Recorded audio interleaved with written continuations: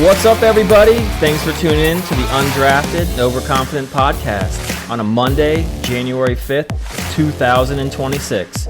I'm Jason Semko. With me, Brandon Bigo Gordon. Semko, we're here. It's playoff time. I don't know if I'm ready yet after last night's thriller. Jesus, man. Like, edge of your seat. You were tight butthole that whole game. There's been some crazy epic games between Steelers and Ravens, and we'll get into it later, but I don't know if I might have been the best. That's top. It's got to be one of the top ones. Yeah. There was an AFC championship game that was big, and it was close, but it didn't quite have the finish that this one did. I mean, ups and downs. Downs at the end. You got to feel for those kickers.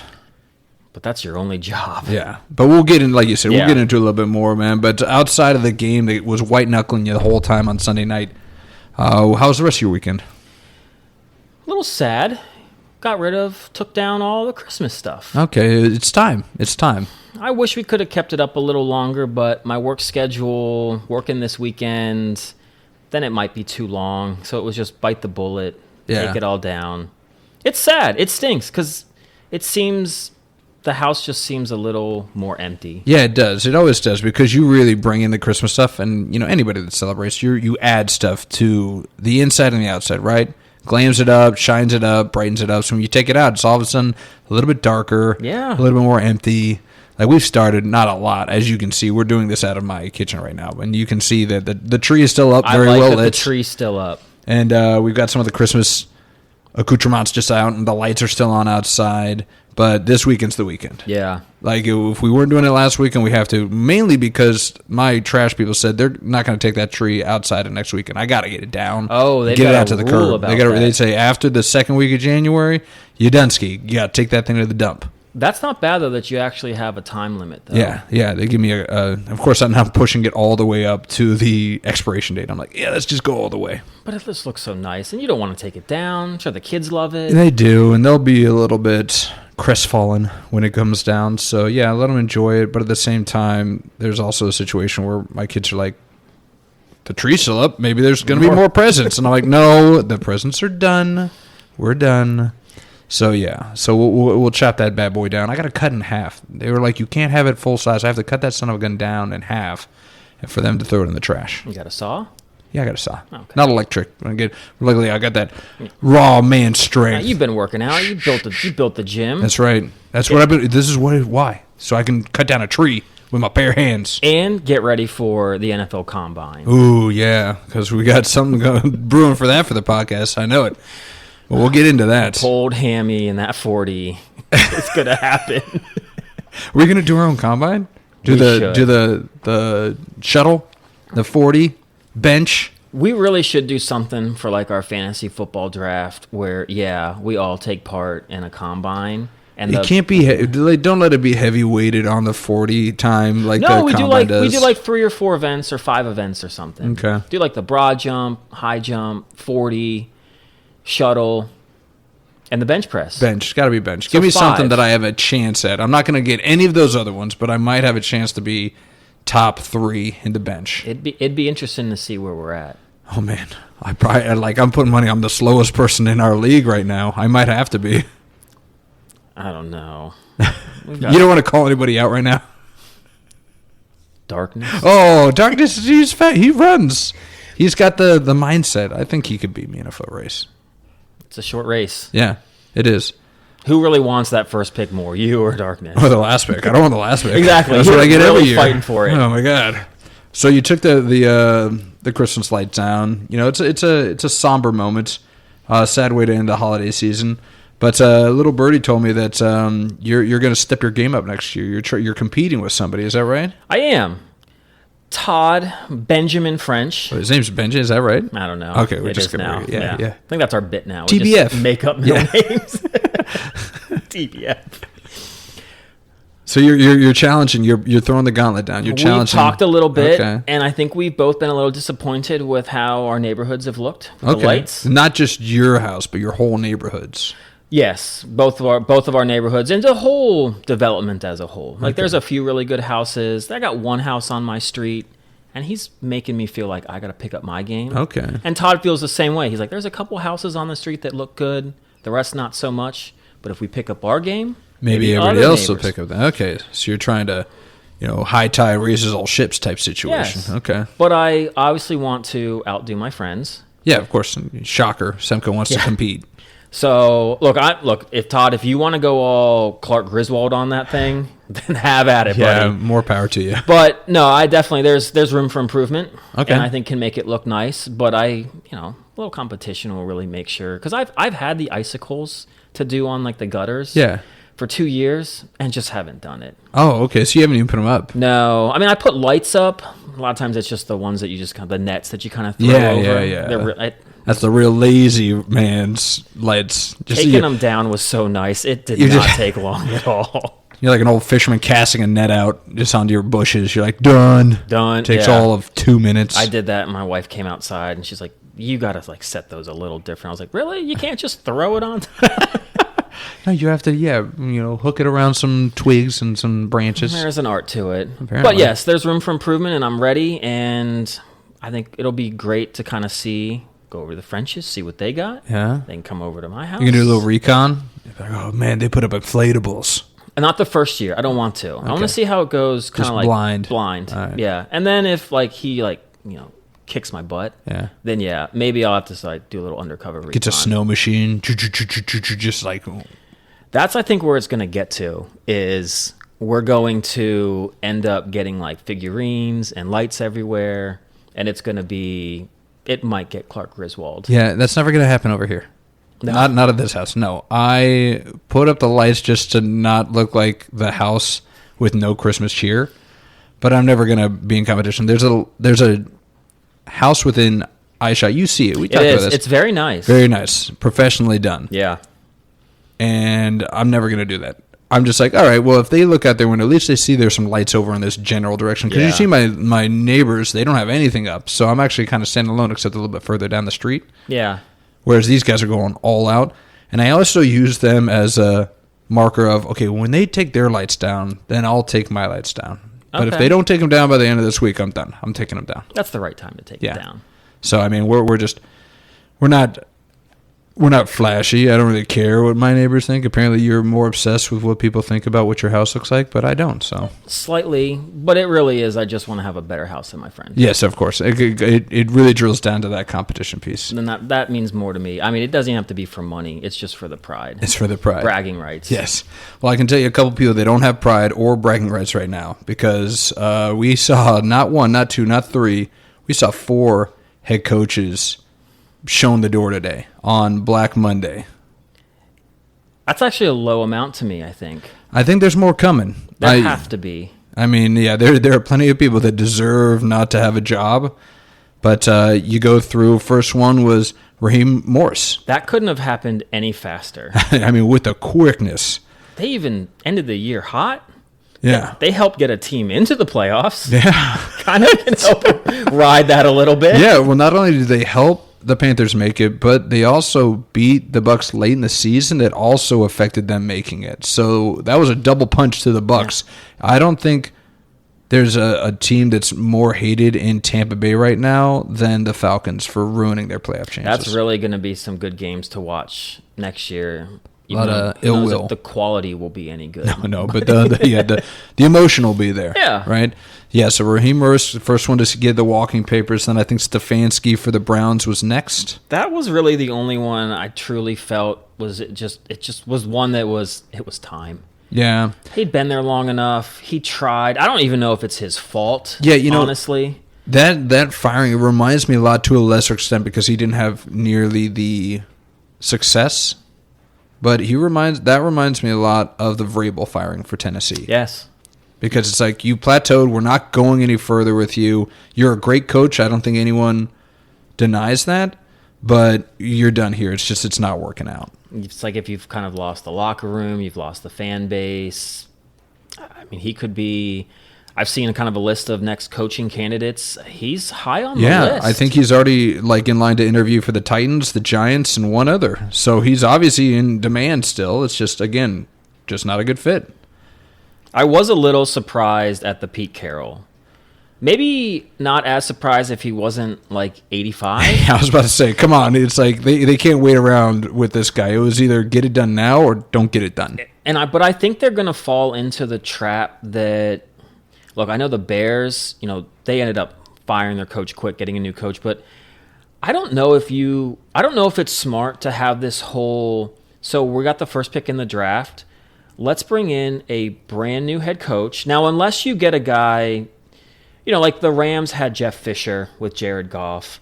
If you bring in like an established coach who then can maybe help at least get the quarterback on the right track. But if you're just going to bring in some young new coach for the first time and then get a brand new quarterback, it's a recipe for disaster. It really is. The odds are against you. Once again, I think the only one that succeeds is Joe Burrow. Well, and Zach Taylor still has his job. And they committed to him. Did you hear about this? No. They're like, he's safe. They pretty much said, I saw that. Anywhere. I was like, did they sign him to an extension? No. He's not getting fired. He's got to be buying Burrow houses. Yeah, he's like, thank you for my job. Yes. No, but I agree with you that the Raiders really kind of painted themselves in a corner, because if I'm a reputable head coach, like prospecting, or like I'm up and coming, I am not going near that job. I'm not going anywhere near that job, because you are now handcuffed to whoever they pick. That quarterback, whoever that quarterback is, you go as that quarterback goes. And if they falter and if they don't produce in a very small window, because nowadays a first round, if it's top pick or top 2 or 3 pick quarterback, if they don't succeed or show some kind of success in that first year, you're gone. You gone. It's like you picked the wrong guy. It's like, that's a hell of a lot of pressure. I just got in the freaking building. Do you think that the head coach then should have a major say in who that quarterback is taken? If this is the scenario where you two are basically handcuffed together. Especially if I'm a hot commodity. If I'm a hot commodity, like head coach potential, then yeah, I'm going to put that in the writing. I'm like, I get to decide who my quarterback is.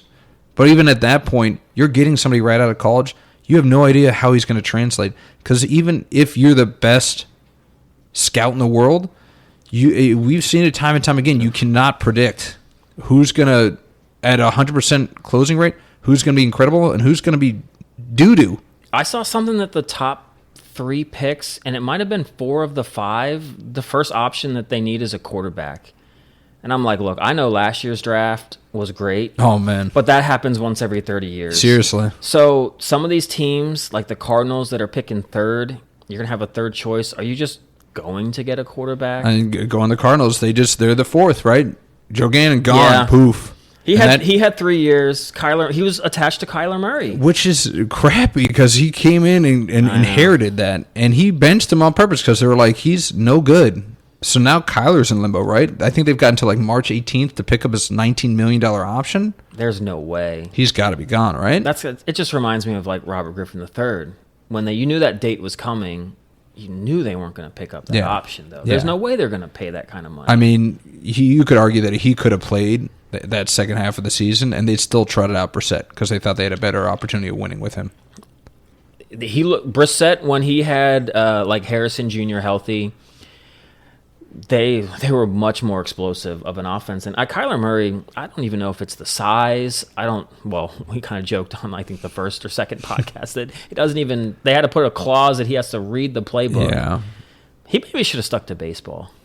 I mean, yeah, he would have had a longer career, most likely, and wouldn't have gotten hurt as much. It's tough, though, knowing that you might be in the minors for 4 or 5 years, That's riding true. on buses, staying in like crappy hotels, and then you could be the first pick in the NFL draft and you're the king of a city. Yeah, that's very true. But it's going to be a stark fall, and I just don't know. Like, unless you're Drew Brees and you can throw the ball, because he's about the only short guy that's ever done it, and kind of Doug Flutie to an extent. But if you're going to try to rely on your legs, Kyler, I don't know if you're going to really have any more success in the league. This might be it for him. Yeah, I do think it is. This is his swan song. You might find a team in transition. Hell, you might find him on the Raiders next year. Might as well give it a shot. Him and Genty? There you go. Him and Genty, Brock Bowers. You know that Murray likes to dump it to his tight end. It's not a bad option. They have Mayer as well. Yeah. So that could work. I think you should have your first pick if it's a quarterback. ride the bench. Yeah. You should have a legit starter going into the season. There you go. So that's why it makes it a perfect sense. They cut him. He goes to the Raiders. He's their stopgap. They know he's not going to be their end-all solution, but he still gives them a potential of winning a couple games with his legs. And then you let the quarterback that's of the future sit back and say, wow, Kyler did that really great, or wow, that was a really dumb mistake by Kyler Murray. I'll know not to do that now. Yeah. So he can learn from the mistakes and the successes. There is part of that, though. You make a good point. But you want Kyler Murray in that quarterback room? That's true. Yeah, bad example. I mean, sure. Geno Smith. I think you should keep Geno Smith. Ah, poor Geno. Look, he made a great resurgence in his career. I'm happy for that. But I think there's always, you got to have a guy, I think, at least on each side of the ball, that brings that like experience, professionalism.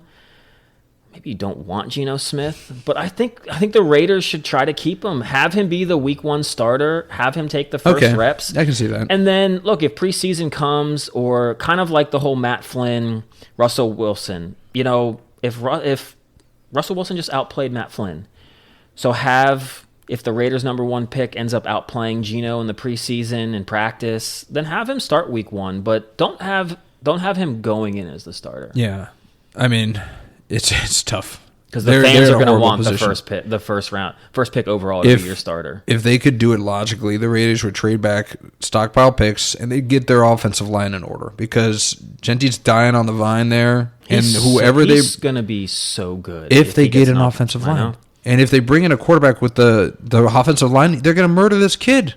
Whoever they bring in, he's going to die in week 5. Yeah, because he's not going to be able to. At least Geno Smith could probably make some throwaways, escape a little bit better. Yeah, you bring some new guy. That is not. I don't even think the draft class is that good. It's not. So that's another reason. It's like going for the arch sweepstakes the next year and just build your offensive line. I did see some good news for your Commanders, possibly, at least in the draft. I like good news.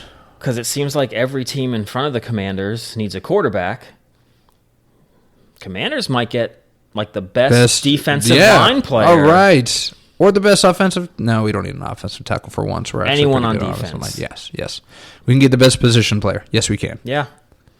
Because these other teams are at least probably going to go offense. Maybe offensive line. But yeah, the Commanders at like the 7th pick might get about the best defensive player in the draft. We'll take it. We have so many holes. It can be any. I don't care what line it is. D-line, linebacker, DB, we'll take it. Just take the best available, please, for the love of God. So we saw 4 go down. Do we think this is the end, or do we think there's going to be a few more axes in the next week or even in the offseason?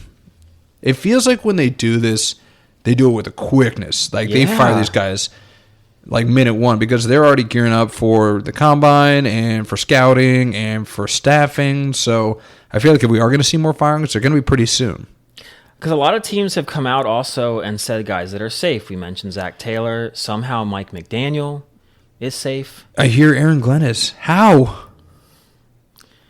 The Jets. Man. I mean, this is did you see this stat? This is the first year since 1930-something, I think it's like 1933, that the Jets win a whole season without getting an interception. Aaron Glenn is a defensive coordinator. How do you not get a pick all season? It's funny you say that because wasn't Aaron Glenn the defensive coordinator when the Lions had the worst defense for like 2 straight years? Yes. How did he get that job? He was like the defensive side. Who was the Eric Bieniemy? Remember, everyone wanted him to be a coach. Dude, I think the NFL was right. Man, of course they were. Where is he now? He was the offensive coordinator for UCLA for a minute. I don't think he is anymore. But Aaron Glenn, it's like the NFL was like, okay, I mean, maybe he's not supposed to be a head coach, but we didn't give Bieniemy a shot, so let's give Aaron Glenn. Because, I don't understand. A great defensive player yourself, but you were leading the worst defense for years. Yeah, did not have the track record at all. But that's the Jets for you. Yeah, no, for sure. But if they're either way, they're either going to have a bad head coach or they're going to sign a quarterback who on the second play of the game is going to like tear his Achilles. But then that quarterback came back and led the Steelers Yeah. to a great Sunday night football. We're in, baby. Yeah, you guys made it. I don't know how. Skin of your teeth. My God. Somebody do a wellness check on Tyler Loop. Make sure that he's alive. Make sure that his house is still upright and not ablaze somewhere in downtown Beemore, because, I mean, he can't be on that team next year, can he? He's a good kicker. But, boy, they really wish Justin Tucker wasn't such an idiot. They just wish Justin Tucker keep his hands to himself. Hey, your professional expertise is with your foot. Leave your hands out of it. All right, guy? He doesn't know what to do with his hands. Yeah, he found something to do with his hands. Yeah, he did. Not the right thing to do. Yeah, you wonder if Justin Tucker's laughing on his couch, eating popcorn, like. No, you know that if that was Tucker, that was right down the middle. Oh, yeah. Like 10 out of 10 times. Yep. He did. I hate that team. I didn't like him just because he was on that team. But, man, he just made every single big kick. But, yeah, I mean, like, that game had so many big moments, but so many big swings. The Tuesday Flower touchdowns were incredible. The way that Lamar Jackson escaped, what was it, Hightower, and who else was it? Was it Herbig? I can't remember. Yeah. I thought they had him. And instead, like a 70-yard touchdown bomb? Incredible. That's Lamar Jackson for you. He had a couple plays in the game where he tried something like that, and it didn't work. Right. But that's the thing. You just give him that one opening. But I did want to say this, because I know Seabear is listening. Oh, okay. And I kind of want to set the record straight this year. Oh, all right. I'm not really a Steelers fan this year. I want to say it on the pod. You are. We mentioned it. We sprinkled it last week when I said, would this, if you won the Super Bowl, would it be tainted? You said yes. It would be. I'm really not rooting for Aaron Rodgers. I couldn't help but think that watching the game, I was just kind of like, this is what you were this is what you were such a jerk in the offseason for. This is what you're brought in for. This is what you were brought in for. I was kind of like, you, in a way, were kind of like Conor McGregor back in the day when he said he was going to knock everybody out, flamboyant, braggadocious, and he did it. And he was great for it. And everyone wanted to knock him down. He rose to stardom. And then the second, though, that he didn't, people were like, all right, dude, stop talking. On him, yeah. So there's two throws that he made, Aaron Rodgers. One to like Adam Thielen and one to Freiermuth, where he like put it right next to like the DB's head. He zoomed it right by him. If he had come out in the end of the season, first week of free agency, and was like, I want to go to Pittsburgh. I love their organization. I want to play for them. I want to get them a Super Bowl. This is where I see ending my career. If he made those throws and missed them, I'd be like, you know what, man? Mitchell Trubisky couldn't do it. Who's the loser from Pittsburgh that we got? Pickett. Small hands Pickett. Small hands. And God, these small hands. Now they're really big. And aging Ben, none of those guys could make that throw. So I would have been like, at least thank you for trying that, Aaron. There you go. But you know what? The offseason, you held us hostage. Man, you wanted to do your ayahuasca trips, your cryptic tweets, your Cheshire Cat grin when anytime you talked about where you're going to sign. So I don't know. I still might retire. You had to make those throws. Yeah. It took you 18 weeks. It's a golf clap. He gets a golf clap. That's what you built yourself up to do. And you know what? You need to do it more, because that's what you put yourself up there. You basically said you were going to knock the league out by making it all about you. You showed up for one game. I would love to give you like a lot of credit, but that's what you were supposed to do. Yeah, that's what you're brought in to do, right? Yeah. I mean, yeah, you know the real reason why he held you guys hostage, because all he was doing was waiting for one phone call from Kevin O'Connell. If Kevin O'Connell called him and said, come to the Vikings, that's what he was waiting for. He was waiting for the Vikings to pretty much decide, you know what, we're going to give JJ a chance. And boy, was that the wrong decision. Sam Darnold. I mean, letting Sam go and then just say, this guy's ready. Aaron Rodgers will drop everything to come to us right now, but we don't want that. We trust the young kid, and what a horrible mistake. And to your benefit, because you guys got Rodgers. He made the plays when he needed to. He got you into the playoffs. We needed to. It did it without DK. DK's coming back from suspension, so he'll be well rested. Yeah, exactly. So yeah, I mean, with him being well rested, I think that it's time now. And we didn't even go to it. Well, before we go into because we are going to go into our revamped and revitalized NFL playoff predictions from every round all the way up, even including reseeding. Thank you for Semco. Shout out to Semco for reminding us that they do reseed after the first round. So we're making sure that we're getting the matchups correct. Yes. But before we do, I do have to pat myself on the back a little bit because I'm pretty sure on our predictions on the NFL playoffs, all 3 games, I think I was 3 for 3, baby. Seahawks over Niners, Bucks over Panthers, Steelers over Ravens. I was so happy you picked the Steelers because I was in a 6-game losing streak. Yeah, you were swinging. Oh my God, and you buried my Bulldogs. When you picked the Bulldogs, I should have known that was the kiss of death. We ended the podcast last week. And then we finished the game. We watched it. Ole Miss scored a touchdown to take the lead with 11 minutes left, and both of us were like, that's enough time for Georgia to come back. We're still going to move on. We gave no love to Ole Miss. 0 love. Whatsoever. So, yeah, disrespecting Ole Miss, mostly because of our vitriol towards Lane Kiffin. Yeah, and anything that he touches. But I do love that the DT pretty much shouted out, called him down and said, we can't stand him now because he's trying to make it all about him. Just like we were talking on the podcast. Yeah. He said, we don't want him. He tried to call in and he tried to do this and this. We don't want to hear from him. We don't want to talk to him. We don't even want to think about him. Good. So I appreciate that. I'm kind of rooting for him now. Yeah. They are the underdog story. Well, they in Miami, they got 2 dogs beating up on dogs, and then they're going to freaking go play each other. So congratulations. But I did, after our CFP predictions are kablooey, and now we're just have rooting benefits of who we want to see win. But that's done and done. So we got to start over. We got to do NFL predictions all over again. We do. So we will. We're going to go over the NFC, the AFC. We're going to go all the way up to the Super Bowl, pick our Super Bowl winners. The one thing about being as wrong as I have been about the NFL right now is that I get a clean slate. I don't have to bank on some of my old predictions and feel like I have to commit to those.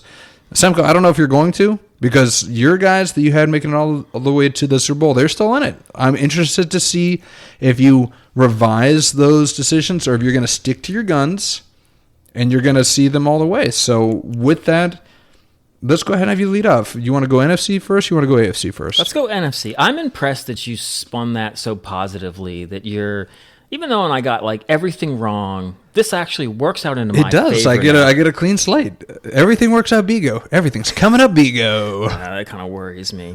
But before we do start, we're going to put a little wager. Oh, yes. Okay. All right. Let's see what your wager is. Well, Mr. Samko. I think it's definitely going to have to be the cold plunge. Yes, let's go. I don't know about you, but I was up running in the 28-degree weather today. Were you cold plunging? I took a dip this morning. Oh, boy.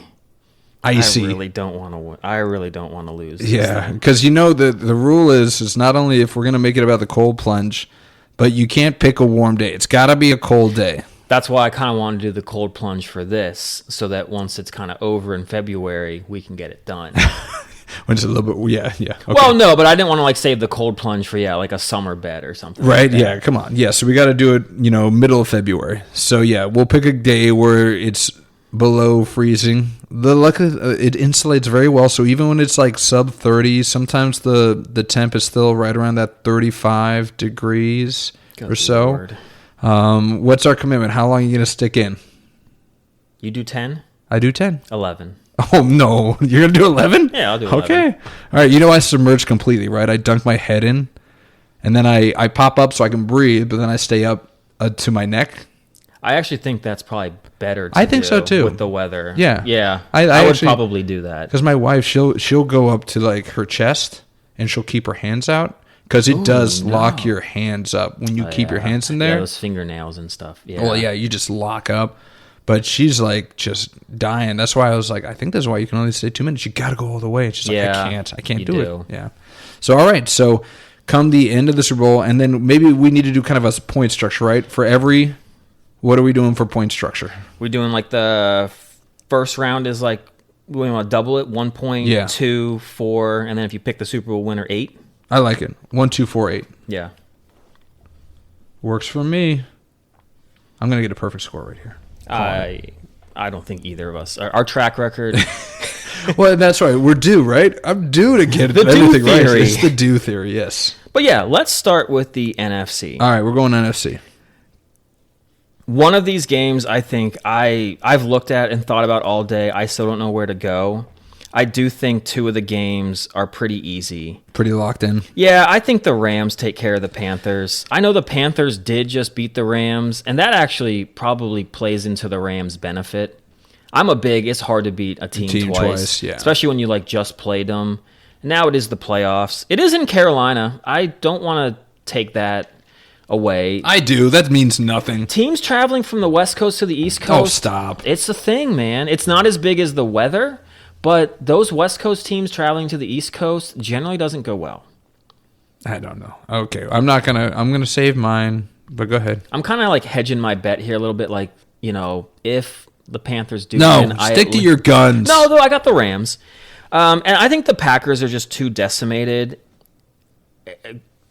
And, Chicago, they lost to San Francisco, but they looked really good. I think the Bears win home game.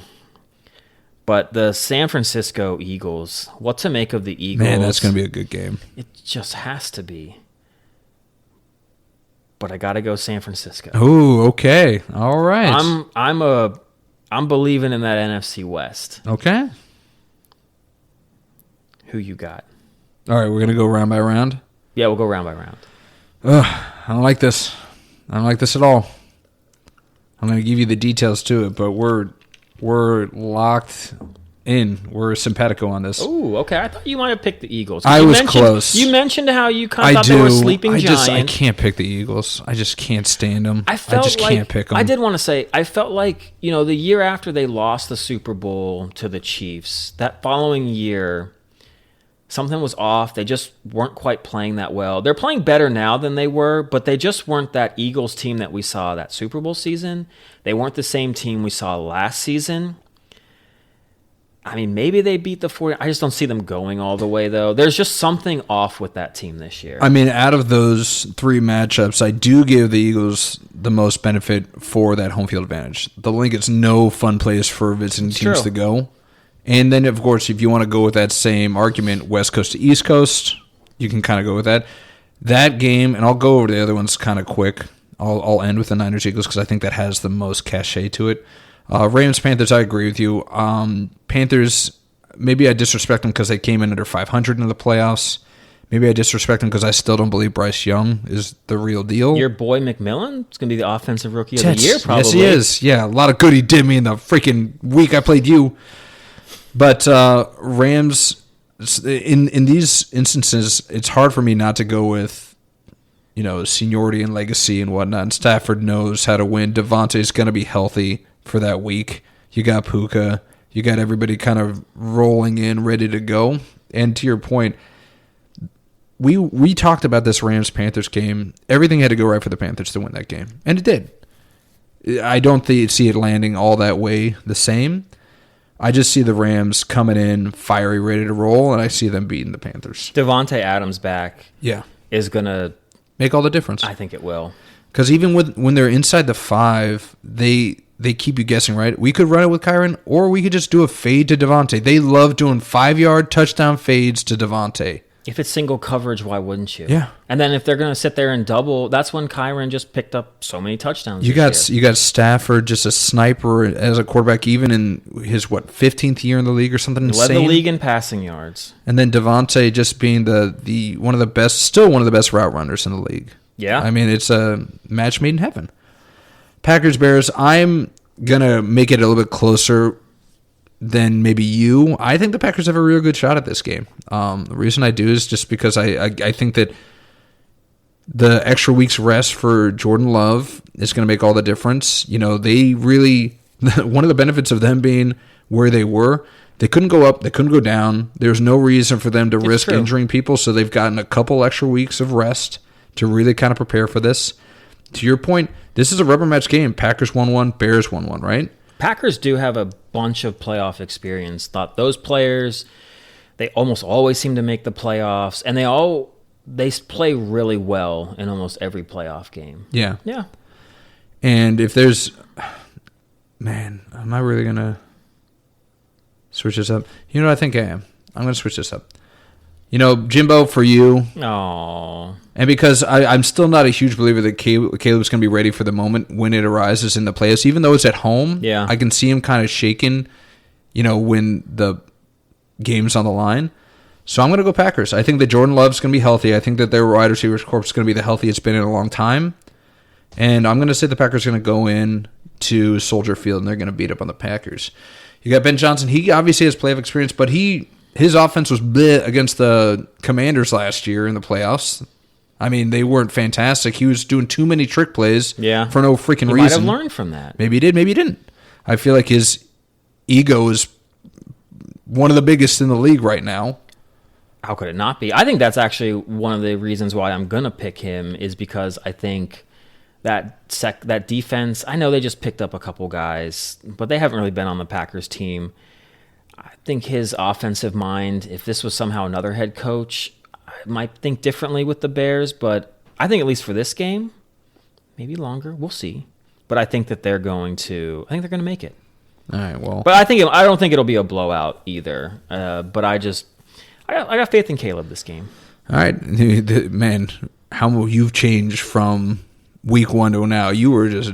Well, I'm not as high on the Packers. If there were other teams in this spot, somehow if like the 49ers were, I'd have the 49ers winning. It's funny. It's because I was talking to Jimbo at this game. I was like, oh, man, you get to play the Bears, this division rival in week 1. That's who you'd want. And he's like, this is the only team I feel confident we have a chance of winning against. So he was like, I'll take it. Ooh. So you know what, Jimbo, I'll give it to you. Let's go Pack. Go Pack, go. I think that Caleb's not ready yet. Still a little raw. And I think that they'll get it done. I'm still a little salty from that Super Bowl, if I'm being honest. It's hard to pick the Packers. Is Rome coming back, or is he done? Rome Odunze, is he toast, or is he going to be back? Heard. I haven't heard anything good, so they'll still be without Rome, most likely. It sounds like they'll be all right. I don't know. I'm taking the Pack. And then the Niners-Eagles game, it's like I could really see the Eagles winning this game because they've just been kind of, like I said, a sleeping giant. Really just humming along, just doing their thing. We're going to make the playoffs. We're going to win the division. We're going to have home field. Let's just wait until the time is right for us to really kind of explode. But, man, is this just an interesting matchup for me, right? Because you've got the Niners and probably one of the best offensive minds in the league in Kyle Shanahan, right? And then you look over at the Eagles, and they have probably one of the staunchest defenses in the league. They've lost some guys. That defense is not as good as it was last year, in my opinion. I still think it's fantasy-wise, I don't know. Yeah, what are you talking about? Yeah, you're freaking 21 points every time you freaking face me against the Eagles. But so I think it's strength against strength, and then you got mid against mid. The Niners' defense is mid, and I feel like the Eagles' offense is mid. At least at this point, it's pretty mid. And they've gotten banged up on their offensive line, too. So I feel like that, obviously has layers to why their running game isn't as good, their passing game isn't as good. Jalen Hurts is trying to put a little bit too much. Let's call him what he is. He's a game manager. He's not going to, win you the games unless you're just doing 50 tush pushes a game. Well, so the problem is the one thing that I thought that the Eagles did remarkably in the Super Bowl, and I don't know if this was like the plan the whole time, but Jalen Hurts, that was the only game where if he had an open to run, ran. Like, he didn't hesitate. Yep. He didn't think about it. I don't know if that's something that they try to implore now because that got the Chiefs all out of whack. Yeah. Because they weren't expecting him to just straight take off. You see an opening and go. And he just kept picking up 10 yards, and then field position changed, and then they were able to kind of hit plays. So I don't know if they're like, look, Jalen, we didn't want to do this, but you're going to have to, like, Josh Allen this thing starting now. Yeah. So it is true. I hate making my pick based on one player, but the fact that Trent Williams is back for the Niners can help get that running game, Christian McCaffrey. And we talked about Brock Purdy. He's playing at such a high level right now. So I'm with you. I got the Niners, mostly because I just can't pick the Eagles because I can't stand them. But also because I actually think they have a legitimate set. But I could really see either of these teams. I know. I'm worried that like either one of those teams that I don't pick could go on and get to the Super Bowl. So it's like, oh, Jason, you're going to do the same thing you did in college football. Yeah, and I could be contrarian and just pick the Eagles because you picked the Niners. But I don't know. Maybe I'm going with my heart. in my head because I do think the Niners have what it takes. It's going to be a good game, hopefully. Yeah, hopefully. Hopefully it's not a blowout. So I'll take the Niners. So we both got the Rams, we both got the Niners, and then we do pivot a little bit. I'm taking the Packers, and you're taking the Bears. Okay. All right, so you want to go first round AFC now? Yeah, let's go to the AFC. Big game. I'm going to start from the top. 5th seed Texans, 4th seed Steelers. No, of course you'd start there. I'm a little worried coming over after a big win against your rivals. I am a big believer. My rivals? What? The Ravens? Yeah, we're just small rivals. Yeah, crosstown. Crosstown. Yeah. I am a big believer. I mentioned before, going and playing in the cold weather when you're not used to it. I got the Steelers winning. If it was in Houston, I might still pick the Steelers for the heart, but I think the brain says the Steelers are going to win this one. That defense, Keanu Benton, Nick Herbig, TJ Watt, by the way, Cameron Hayward, if he plays the way that he played, they could make a run. Now, he's so old. He might have just... This might be his last ride. It is. It has to be. But he might have given it all in that game, and I don't know if... Thank God they're playing Monday, and he gets one extra day to rest because he's going to... After that game... Yeah, I mean, did you see on the first play of the game, he was down there about to tackle Derrick Henry when he got, chop blocked? Yeah. I was like, oh, this guy wants it. Yeah. He's not ready to He's a dog, man. This could be like the Jerome Bettis thing a little bit. Okay. I know, I'm fishing. Yes. But no, I just don't think the Texans don't really have that much experience. I mean, C.J. Stroud, I think, was there the one game. I think that the Chiefs blew him out. But cold weather, Pittsburgh. I got Pittsburgh. I'm going to go New England, San Diego. Yeah. I'm skipping the other one. We'll get to that one in a second. Okay. So that's a big one. I kind of am buying New England a little bit. Oh, you're finally coming around. And not buying the Chargers as much. I feel like the last 5 or 6 weeks, I don't know who they played. Haven't seen a highlight. I don't know if they've won or not. They've been ugly. The wins have been ugly, and the losses have been ugly. And I think against a team, New England, that offense they're clicking right now. I just don't know if the way the Chargers are playing, that just breeds success in the playoffs right now. Because the other team that is hot, that probably could give New England a run, the Jags, coming in with an 8-game winning streak. Playing the Bills. Unbelievable. At home. They've got a kicker that you just get the ball and they're in field goal range. Cam Little. He's a little guy, too. A big leg. You know what else is probably pretty big? Shoes. Master Cylinder. This is by far the toughest game. Ooh. Because why? Because we had some midseason predictions. Yes, we did. And, man, I don't want to go against them. Oh, no. DW, Darkness, I love you. I hope you go to the game. But I really hope Josh Allen just runs all over the Jaguars. Buffalo. Just with the hammer. The upset. They're shutting down that win streak. It ends next week. Why? Because they got the best running game in football. Yeah, James Cook. He's great. Led the league in running.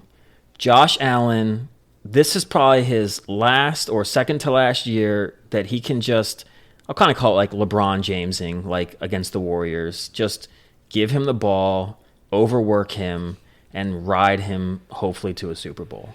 Yeah, no, I can see that. So I got the Bills. So you got the Bills, you got the Steelers, and you got the Pats. Got the Pats. Okay. I really didn't want to root for the Patriots, but San Diego, you kind of left me no choice, man. Yeah, I'll start out with them. I got the Pats beating the Chargers. Thank God my wife isn't listening, and she probably doesn't listen to our podcast anyways. But to the same point, it's like they don't have an identity, and they don't have an offensive line, and it's scary how each week one, if not two, of their offensive weapons can just disappear. From Quinn Johnson, he could have a no-catch game. Lad McConkey, who's supposed to be there, he could have 2 catches. And then Amari and Hampton, I don't know why they keep giving him the rock. Vidal was doing great for them. And just because they liked Hampton, they brought him back in. Vidal was, pushing out 100, 150-yard games. I think, you kind of gave me a little flack about Baker Mayfield middle of the year and how he was like an MVP talk. I think you were riding pretty high on Justin Herbert too. And he's regressed as well as the season's gone on. He's regressed, and it's easy to blame the offensive line for that because he's just had no time. He's under pressure every other drop back. And that's just not going to get it done in the playoffs unless you're maybe like Patrick Mahomes, and Herbert's not that. I mean, he's run more this year than I think he ever has. Oh, the few games that I've watched, he takes off. He takes off quick because he's like, it's worth necessity. Trying to buy time. Yeah. Yeah. It's like, I don't have 3 seconds to get these guys open, so I'm just going to go. Yeah. But I mean, it's like, it would be close to a miracle for the Chargers. And again, they just don't have a track record. The guys they have on that team, I mean, you saw what happened when they lost to the Jaguars. They had that game locked in the playoffs, and the Jaguars somehow came back and beat them. I don't have the confidence. And then they laid a complete goose egg against the Texans last year. Yeah. Herbert looked terrible in that game. And they were jonesing on him because he threw like 1 pick. He threw more picks in that game than I think he did the entire year last year. He could want to come back with a vengeance, maybe. Or maybe this is his curse. Yeah. Maybe he just folds in the playoffs. So I got to go Pats. I've been high on the Pats all year, so I'd be crazy not to. I felt like that was the easiest pick for you. Yeah, for me. That's why I'm starting with it. Yeah, absolutely. Texans Steelers. Yeah, for a couple reasons. I just keep disrespecting CJ Stroud. I just don't think he's it. It's that Wonderlick. I don't know. Maybe it is. But I think the Steelers are going to win this game. They're running high. They got the old Momo. They got momentum. Rodgers look good. They're getting DK back, and their pass rush has been looking better. Hightower, Watt, whoever you want to put in there. Herzog, is his name's Herzog? Herbig what? No, I'm sorry. I thought you were saying something else. So I got the Steelers winning that game. I think they're going to just put relentless pressure on CJ Stroud. Who's Houston starting at running back right now? Is it Woody? I think it's Woody Marks. Woody, like, there's a snake in my boot. Woody, that kind of Woody? Yeah, Tim Allen. Yeah, right? No, it's Tom Hanks. Tom Hanks is Woody. Oh, that's right. Gosh. What am I doing this podcast with you for? Jesus. No, I mean, their run game is nothing to be excited about. You take away Nico. I like Higgins a lot. Yeah. But I don't think he's ready yet to really kind of take that next step. That defense is good. It's going to be, I think, a tough game. I think the Steelers running backs, look, I don't know if I'd want Jaylen Warren and Kenneth Gainwell being the 1-2 combo moving forward. But for whatever reason this year, they work. It's working great. Yeah. And I'm so happy to see a Steelers running back making a guy miss like Jaylen Warren is, because everybody loved. He's on the Chargers now. Oh, Harris, yeah. Najee Harris. I hated Najee. Because once he was a plotter. He kind of was, but there's a few times he'd get out in the open field. Somehow the offensive line would open, like a school bus. A Red Sea and party. Then he would put on some moves, power through some guy, and you're like, yes. But then he kind of pitter-patters like Le'Veon Bell, but he's the only guy that's ever been able to do that. So, it didn't work for him, but... Yeah, I think maybe they just wear that defense down of the Texans. Yeah, I know this is your team, but you got your prediction. It's my turn, so you zip it. Sorry. Let me finish. But no, yeah, I know that the Houston defense is scary, but again, this is why you brought Aaron Rodgers in. He's seen every defense known to freaking man. If there's anybody that can pick off, I guarantee you he's going to get Houston to jump at least 2 times in that game. Probably. Get a free play, deep ball to DK. I'm calling it right now. So I think that they've got the right quarterback to defend or to fight off a tenacious defense. And then I think their defense is going to just swallow up C.J. Stroud. And they're going to make him one-dimensional. They're going to stop Woody, at the line. A lot of long third and longs. Yeah. And then C.J. Stroud, he's just not... I don't have any confidence in him being the guy to, continue that drive. So I got the Steelers and the Pats. And then, like you said, the Jags-Bills... this is a tough one because again we keep disrespecting the Jags. We keep saying, they're the Jags. They're the Jags, and they've been hitting Jaguars. Everything right. But I still don't think that they're ready. I don't. I believe me. I'd love to knock off your Bills in the first round. I love it. But how does that sound? DW? But I got. Josh Allen. I think. he'll lie to you when he's doing his press conferences, but he's looking around and he doesn't see Patrick Mahomes and he doesn't see Lamar Jackson. Yeah. It's wide open for him. And he's like, this is it. I have to do it. And I do think that he'll put on the cape. I do agree with you that James Cook is one of the best running backs in the league. And that 1-2 punch of Allen and Cooks, and they can piece whatever they need to on the receiving corps there. Yeah. The question mark is going to be is the defense, and if the Jags can. But I see the game plan going kind of how you're going. It's just that if they can do long drives, run, and it gets Trevor Lawrence kind of antsy on the sidelines, he's going to want to pick it back up, and maybe he makes a mistake. Maybe he overthrows or he forces a throw because he wants to keep moving. And if they can keep that offense off of the field and just keep, they're going to slow that game down. The play calling, in their favor. And again, it's just the Bills have done this so much with the people that they have there. It's like they're not going to be scared in the moment. They're not going to, even if they're down by 14, they're like, we're still in it. We got Josh Allen. Whereas if the Jags go down by 2 scores, I could see them folding up. They did have that comeback against the Chargers. Yes, I'm aware. T-Law was the quarterback. T-Law. Yeah, but everybody else was different. So, yeah, we're exactly the same. So, we got the Bills, we got the Steelers, and we got the Pats. So, in the first round, man, we're only differing on one pick. What happened? I thought we were supposed to disagree on everything. What the hell, man? Maybe it's just that easy. Yeah. Maybe we're going to be that wrong. Yeah, we will be that wrong. But that's okay. We'll get through these next ones a little bit. Okay. We'll go back to the NFC. NFC. So now you got, let's see, you had the Rams and the Bears. Rams and the Bears. And then you have the Niners now going back and playing the Seahawks. So which one you want to go with first? Start with the Niners, Seahawks. Okay. I've listened to you all podcasts about Seattle. After my college football, I can't go with my heart.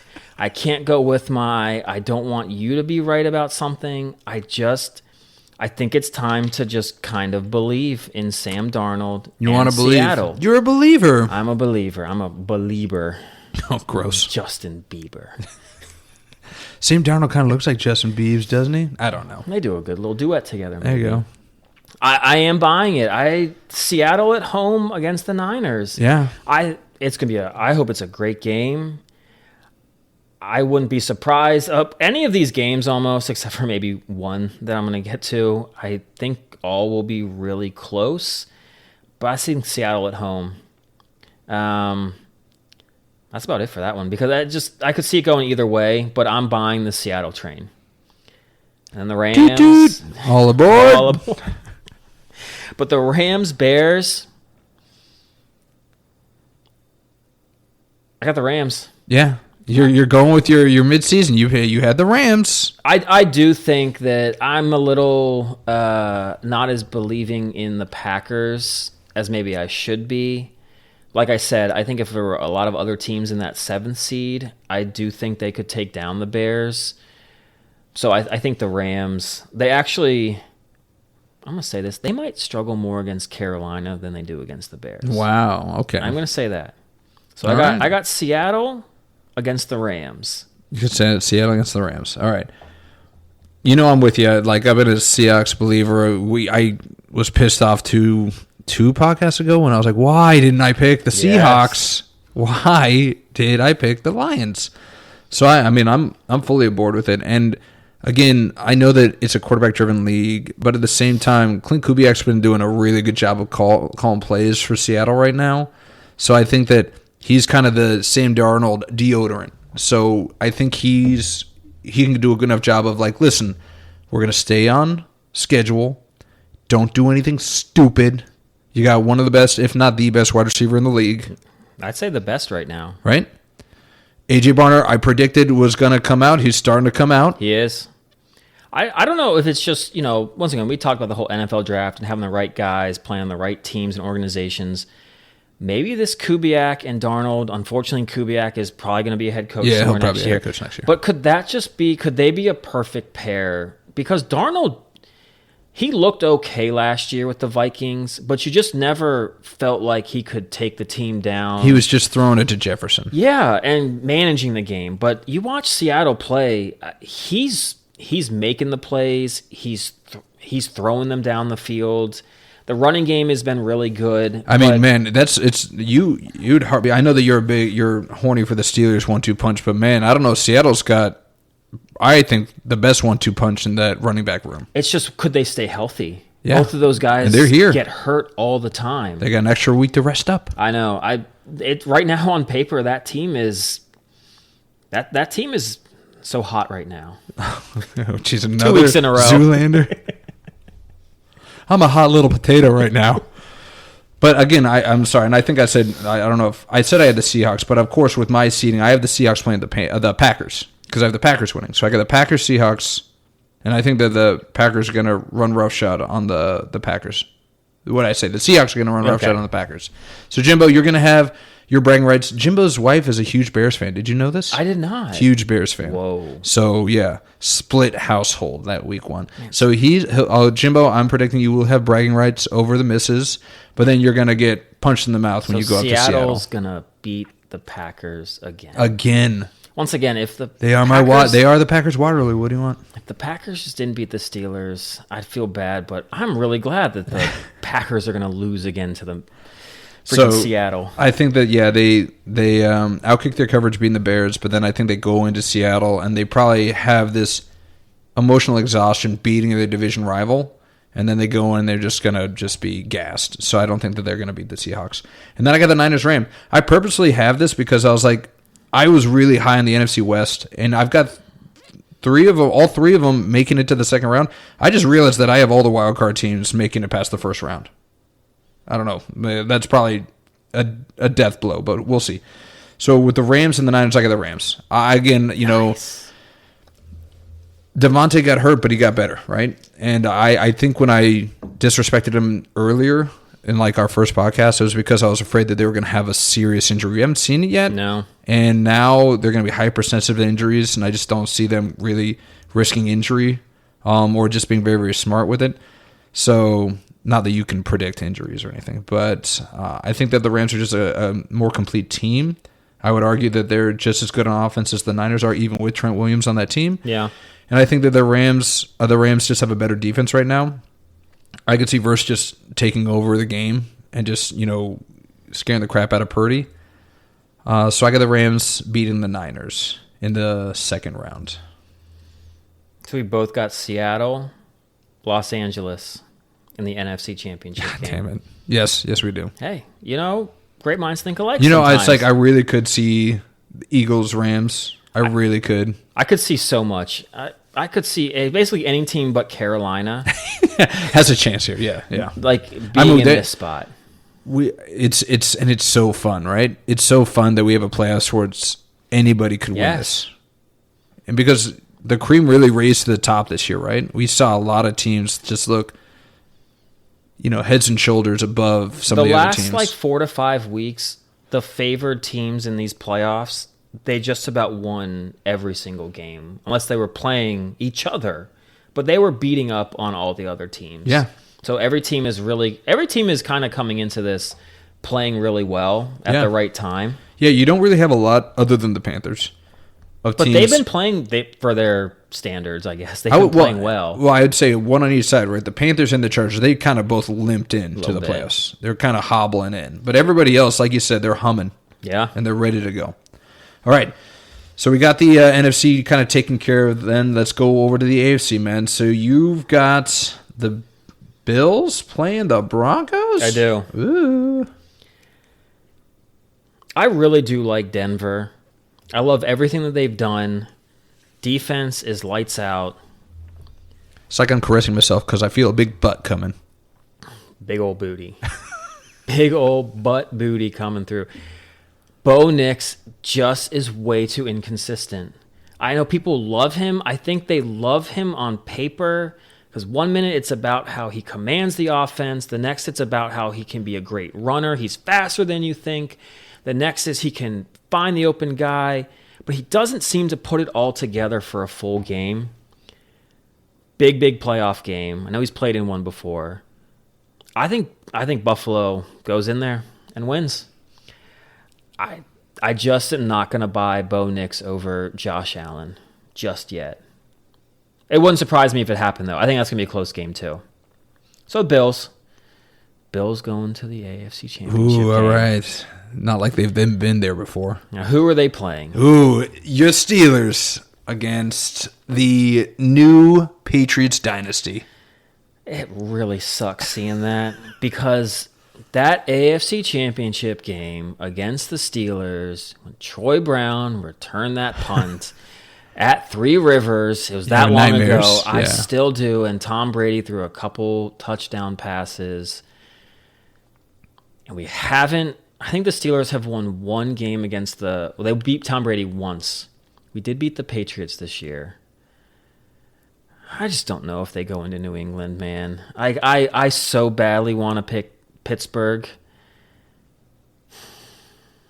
I can't do it. Can't do it. Won't do it. I won't do it at New England. Wow, really, man, you're really going opposite what you're doing with your college. College, you're all heart. All heart. Yeah. Now you're all head. And I really do think Pittsburgh can give them a run for their money. But, man, New England has closed the season. They're kind of on a juggernaut run. I won't lie. It's been impressive. And I just don't know if Pittsburgh... I mean, look, Pittsburgh went into Indianapolis and beat Peyton Manning and the Colts. So it could happen. It took kind of like a fluky fumble and Ben twisting and turning like 5 different directions and then launching his arm out to make a tackle to save it. I don't know if Aaron Rodgers is going to pull that off. He's probably running straight to the sideline. He's like, I'm not going to hurt myself. He's like, I'm not hurting myself. So I think New England wins. And I've got an NFC West and an AFC East showdown. In the Simca predictions. Yes, they do. It just doesn't feel like that's going to be right, though. Has that ever happened? I mean, hey, anything can happen, right? Be like that kid from the Angels in the Outfield. Hey, it could happen. All right. Well, I'm gonna speed through this because we're already going super long with this because we just love talking football. I know, it's the best. So I'm gonna go with an easier one. Pats Steelers. That's Pats. I have the Pats. I've been strong on them all year. I think that Vrabel's going to coach them, well. I think that Tomlin and Vrabel, they're going to have their teams kind of lockstep. But to your point, the Patriots haven't let up. They've been strong since midseason, and you haven't seen that fatal flaw really creep in yet. I can see the inexperience kind of coming into effect with Drake May, but I don't know. That's hard to see because I can see that they have a fairly complete offense. They got Travion Henderson and they got Stevenson that can run the ball. They've got, they might not be flashy, namesakes on the outside, but they've got wide receivers that continue to produce when they need to. And May has been tested in these last few weeks, a couple games, and he's performed very well. Yeah, it's impressive. So I'm going to kind of continue to ride that. I got the Pats winning that game. I don't know if I'm going to say by a large margin, but think so I do think that they're going to win that game. I think it'll be closer than the experts think. No, I do think it'll be more of a low-scoring game, but we'll see. Maybe the Pats just blow the doors off and they just hang 40 on the Steelers. Who knows? It seems to be... Well, when the Steelers have lost in the playoffs recently, 40 has been hung on them about every time. Broncos Bills. I know this is where your heart's getting in the way, man. You pick the Bills early and you feel like you got to pick the Bills, man. But we always talk about this. It's an old adage, but it's an old adage, but it's a true adage. Defenses win championships. And the Broncos have the best defense. They got the best pass rush. And Josh Allen is a Superman, but I don't see it. Sean Payton, he knows how to run an offense. Couple that with a staunch defense. I don't really feel like home field advantage has too much to play into it here. I don't believe in that Mile High stuff. Do you feel like Josh Allen is kind of like Cam Newton in that Super Bowl against the Broncos? Like, do you think that that's what that defense will kind of do to Josh? Yeah, okay. I do. I did have thoughts of that as well in my head. And without like a true one that can really get separation, their secondary is just as good as their front four. So I see the Broncos defense taking control. Bo Nix, doesn't have to win the game. He just doesn't have to lose it for him. He's going to go Carson Beck. Yes, there you go. R.J. Harvey's really kind of come in and started to play like everybody expected him to. He breaks a lot more tackles for how kind of small he is. Yeah. Evan Ingram's still a very good pass-catching tight end. You can't sleep on him. It seems like if you focus on him every game, you can kind of shut him down, but then when you're kind of like, he's not really that good. Yeah, you kind of doze off. Yeah. And then you got Cortland Sutton, a strong wide receiver. He's not going to be, a top 5 wide receiver in the league, but he's consistent and he's reliable. And then you got that connection with Troy Franklin. I just think that they're going to do enough on offense and they're just going to stifle them on defense. So I got the Broncos beating the Bills. Okay. So I got the 1-2 seed in the AFC. I got the Broncos playing the Pats. All right, and so let's go back. Let's go to your Super Bowl, man. NFC, you got yourself the Rams. You got yourself the Hawks. Battle of the West. I got to keep up with I knew you were going to. Yeah, this is your heart. Again, you're not using logic. I mean, I kind of used brain up until the Bills over the Broncos. And now we're going all heart, baby. No, I truly do. I said it before. Look, man, you throw a ball off the guy's helmet and the guy picks it up. You get two. Not super bitter. It's just how fluky is that? Yeah, it's very fluky. Got 2-point conversions. We talked about this. The Seahawks, everything had to go right for the Seahawks in that game, and it did. But the Seahawks are a really good team. There's nothing that says that they couldn't go up by 14 points in the fourth and close it out. But once again, beating the same team. I know it's going to be in Seattle again. That does worry me. But beating the same team again in so many weeks, I got the Rams. You got the Rams. You got the Rams making the Super Bowl. Yep. All right. Well, you already kind of talked yourself into a corner here. We're talking about your heart. So I think we're going to know where we're going. But go ahead. Give me the detail on the AFC picks. You got the Bills and the Pats. Who you got? Yeah, this is all heart. This is all. I've got a couple people in my life that are New England Patriots fans. Oh. And I love you, Todd French. I don't want to see you cheering anymore on a Super Bowl Sunday. I'm tired of. I don't want to hear what the new excuse is to, like, if this is a dynasty, why they're not that good of a team. You had 20 years of success, and you're still like, no, my team's not that good on 3rd and long. We give up so much. I just want you to lose, be gone, be done, and not have a dynasty set up. This is all heart. I bashed Drake May all year. You have.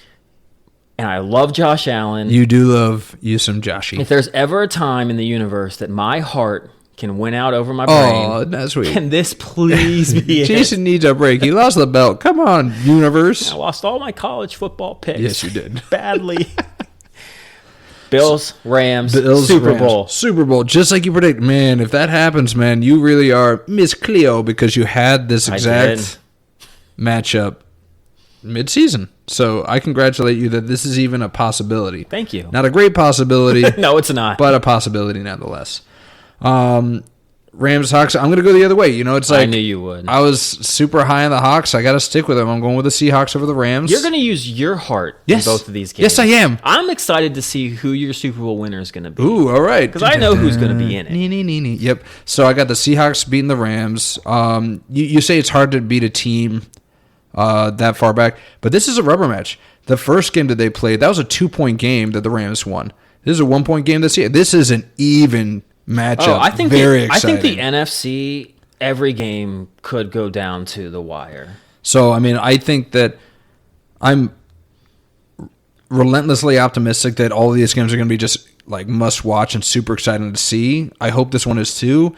I do still think the Hawks are going to do it. They still have home field advantage. Again, home field I don't really give too much credence to unless it's the freaking Seahawks home field because they are a raucous group. You talk about the Beast Quake or whatever they called it. Yes. And I just think that might have an element to it. I think that as quarterbacks go, Stafford's pretty unflappable, but I still think that the noise and everything, it could play an effect. So I got the Seahawks marching all the way back to the Super Bowl. And then to your point, Hart's leading this one.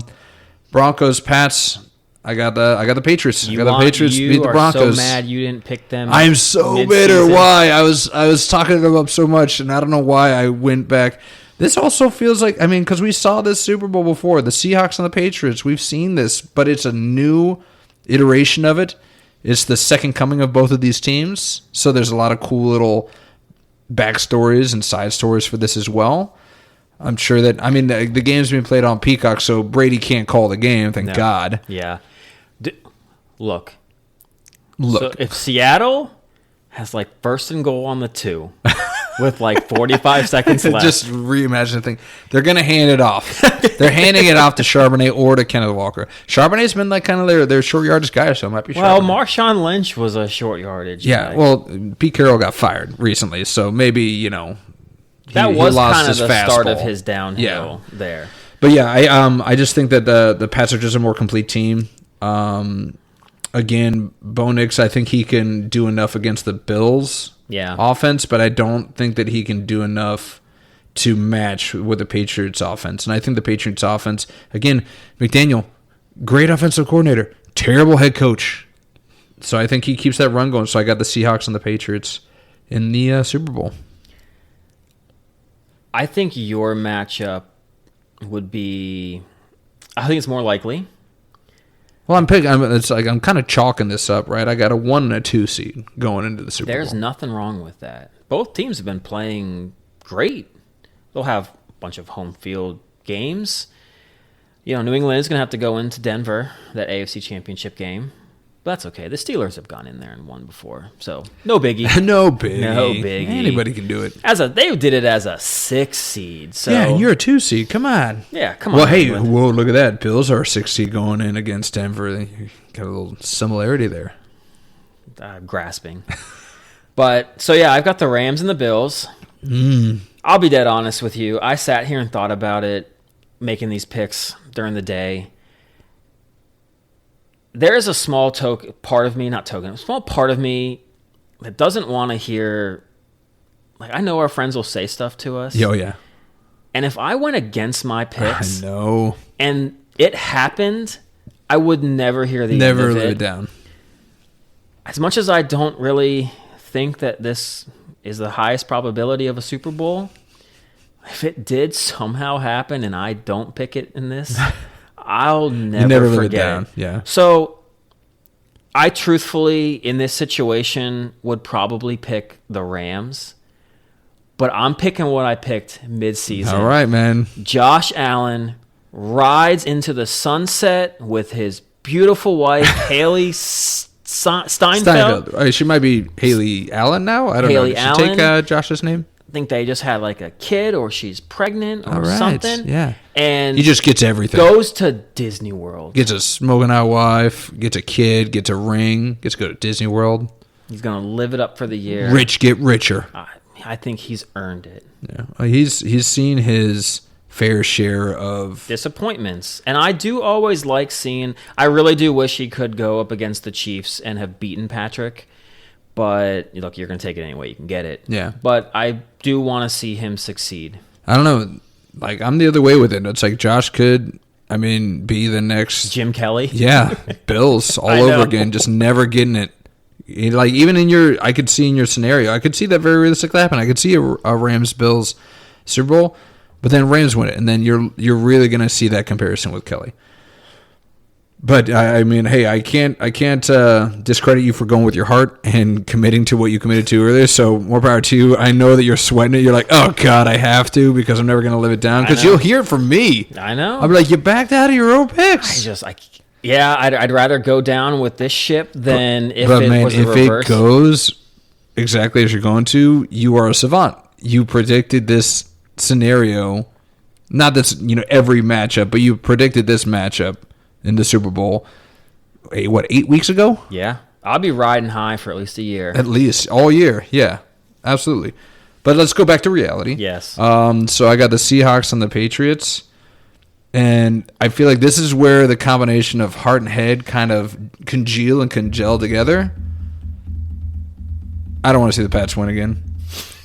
I don't want to. I hate dynasties, and I don't want to see a new one, so And I do think that the Seahawks are a complete team. Sam Darnold, Super Bowl champ. Comes through this year with all the good talent, good players in this league. He's the quarterback that holds up You that forget trophy. that Sam Darnold was a highly touted pick coming out of college. He was. He has the tangibles. Everybody was just concerned about. I'll never forget that time. Who was he playing when he was with the Jets? And they caught him on a high mic saying, he's like, I'm seeing ghosts out here. Yes. And it's like that has been carried with him. But it might have been the Patriots. But it's like he got to sit and work in Kyle Shanahan's offense as a backup, but he was there for the 49ers. He got to sit with, and he'd start with Kevin O'Connell, another great offensive mind. Now he's going to a new one. He was on the Commanders. O'Connell, wasn't he? Was he I on don't the know. Commanders Maybe staff? every good I felt freaking like I head was coach missing one. I think it's O'Connell. Oh, whatever. Thank you for just twisting that knife again. You're welcome. But you love redemption. So nothing is more of a redemption story than Sam Darnold finally shedding all of that, it's Sam Darnold talk and winning a championship. And again, if they win, I could see him not even being the MVP of the game. But he'll get his ring. Seahawks over the Pats to win the Super Bowl. Wow. Suck on that, Semco. You kind of got me with that redemption story. There you go. I am a sucker for that. You are a sucker for redemption. Well, Sam Darnold has hopped around between teams. That kind of segues us into college football and all of the transfer portal stuff. Semco, do we have time for this? Or are we going to save it for next week? What are we doing here? Let's get into it. Okay. Why not? Whatever. Because, again, I had a perfect segue here, so we have to do it now. Let's do it. So it's like, you saw Sam Darnold hop between like 5 teams in 5 years. That seems to be the norm now in college football. It's getting ridiculous now.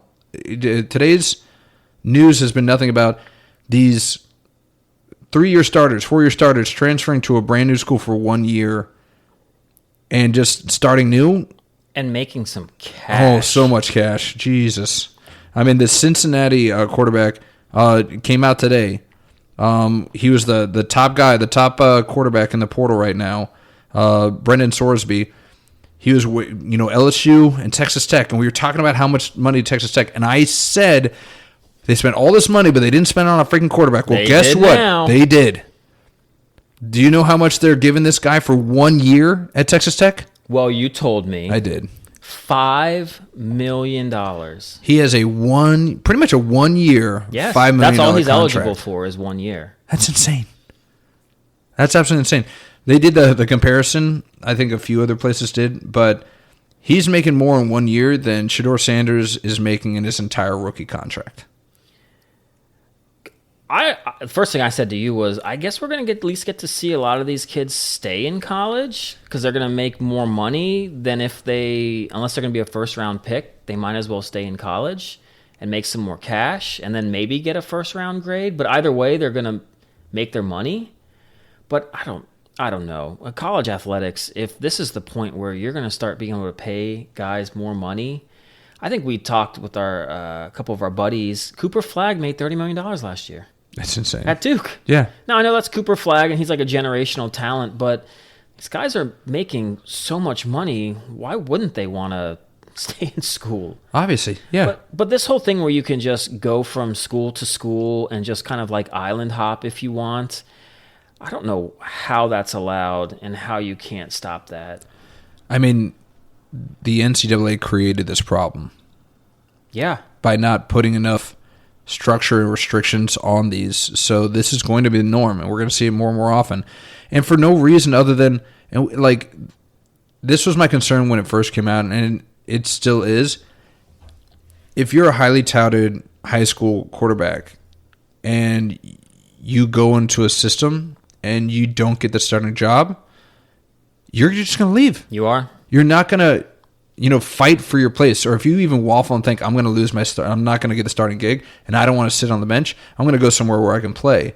It creates this quitting mentality where it's like, I don't want to try and be the best. I just want to go somewhere else where I'm better than the rest. Famously, Steve Young, when he went to Brigham Young University, I think he was like third on the depth chart, and he wanted to quit.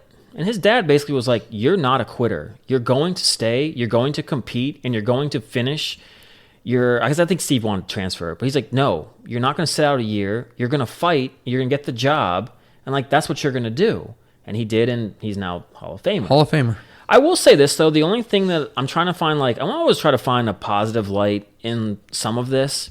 The only thing I can kind of take a positive in is I think, and we will talk one day, once football's over, I got so many topics to talk about. And the youth sports one, this does, I think, take a lot of the recruiting of these colleges away from the high schoolers. Or, remember the stupid reports? And I just got sucked in because we were about, young enough where we kind of cared more.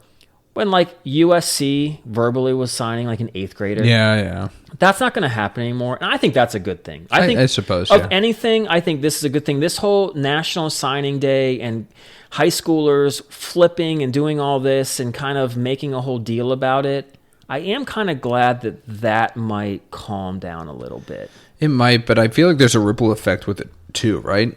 So the best talent now that's coming out of high school, they might not go to the best schools right now. Because what's going to happen is you go to a Nebraska, or you go to a Maryland, or you go to, I don't know, a Cal. Work out the kinks. When you become good, we'll portal you in. Yeah. We're going to get you for your best 2 years instead of laboring through your growing stages, right? Because now there's no commitment to staying with the school. When you signing day doesn't mean jack, because you're signing pretty much maybe for 1 year with this team until a better offer comes around. You're gonna hate me for this. I already do. Because I know. First of all, I want to get to. I'm happy for your new Nebraska QB signing. That's right. Coming from a great university. For Holmes, who? Forget you for Holmes. Definitely gonna be an upgrade. Yeah. But next, Notre Dame Fighting Irish. I just see Notre Dame just realizing later on that they picked the wrong quarterback when our new quarterback comes in and becomes an All-American. So I love that that Notre Dame made a huge mistake. Well, they'll have him for a year and then he'll portal. Probably. But that leads me to this is kind of how European soccer works. Oh my God. Look, I'm telling you, their correlations are getting crazy. This is what the big clubs, they're obviously at the top. There's a top 4 or 5. And then you've got these middle tier teams. That's what they do though. They go out and find these guys when they're young and they sign them. And then the big clubs poach them. Yep. And that's when they make their money. So teams, some of these universities, Nebraska, basically, if you're not going to have enough money to compete with the big guys, and if you're just going to say, we can't do this, then you're going to have to set yourself in that mode. You're going to have to stay in that zone of, so we're going to get the high school recruit, and we better do better than everybody else. Because it's weird how it works in European soccer, because there's certain clubs, Borussia Dortmund, Monaco, they just always get these young guys, but then they always sign for bigger clubs. It's very weird that certain ones, and they're the best at it. So schools got to decide if that's what they want to be. And then you might have a shot, lightning in a bottle, where those guys all come together and you have one good year, but then they're all gone the next year. So with the European soccer, because I obviously know next to nothing with European soccer. You've proven that. Yes. I'm going to educate you, though, through this podcast. Let's say you're Morocco, little baby Morocco, right? Monaco, whatever. Well, Monaco, Italy. No, it's like a province of France, kind of. Of course. They got the Monaco Grand Prix. Yeah, that's what I thought. It's hoity-toity land. Yeah, hoity-toity. When the players get poached from a Monaco, do they have to pay Monaco anything? So that's the little difference, is Monaco will make a bunch of money. That is where, if they're going to do this and they're going to continue to allow these players to get poached, that needs to be part of it then too. These players sign a contract with the college saying, I'm committed to you, but I have a buyout or something like that. The team that's poached them, they got to pay that buyout. They got to pay that team whatever it is.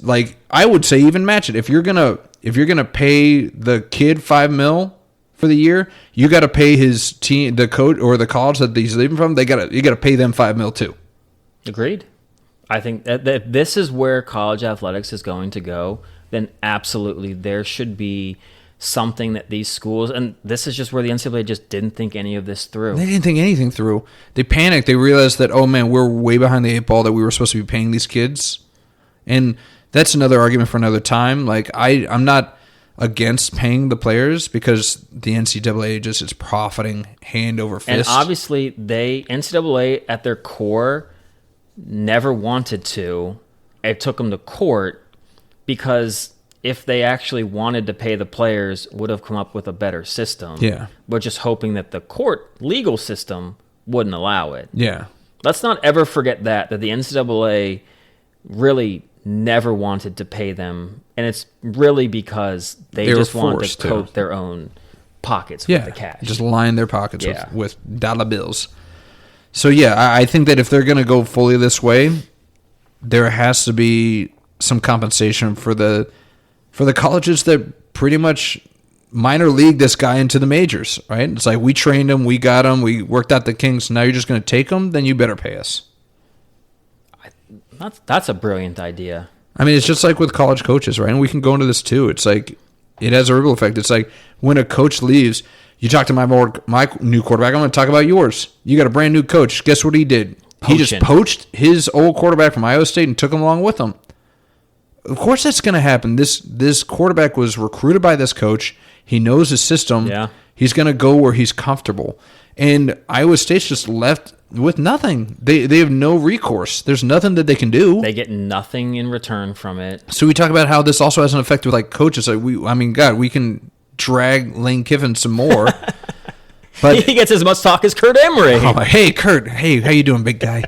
So, but, if coaches, when they leave, like they have to pay a buyout, then why can't it be the same thing for the kids?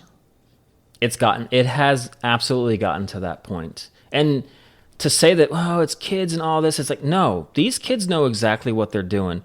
I can't even pronounce his name, but I think he's an idiot that went to Tennessee, that then went back to UCLA and tried to sit there and say, I just really got homesick. I know you're talking about. Dude, you just went because Tennessee paid you the most money. It turns out you're not really that good. And you wanted more. You got greedy. Yeah. Let's just call it what it is. So don't kind of give this whole, we can't have players with buyouts and contracts, because behind the scenes, you've got agents that are just the scum of the earth that are dictating to these coaches, if you don't play my kid this much, if you don't let him try to throw 3 touchdowns a game, we're going to bolt, and you can't do anything about it, so you better listen to it. And those kids are saying, yeah, that's what I want. I want you to do that for me. So, yeah, there should be a cost.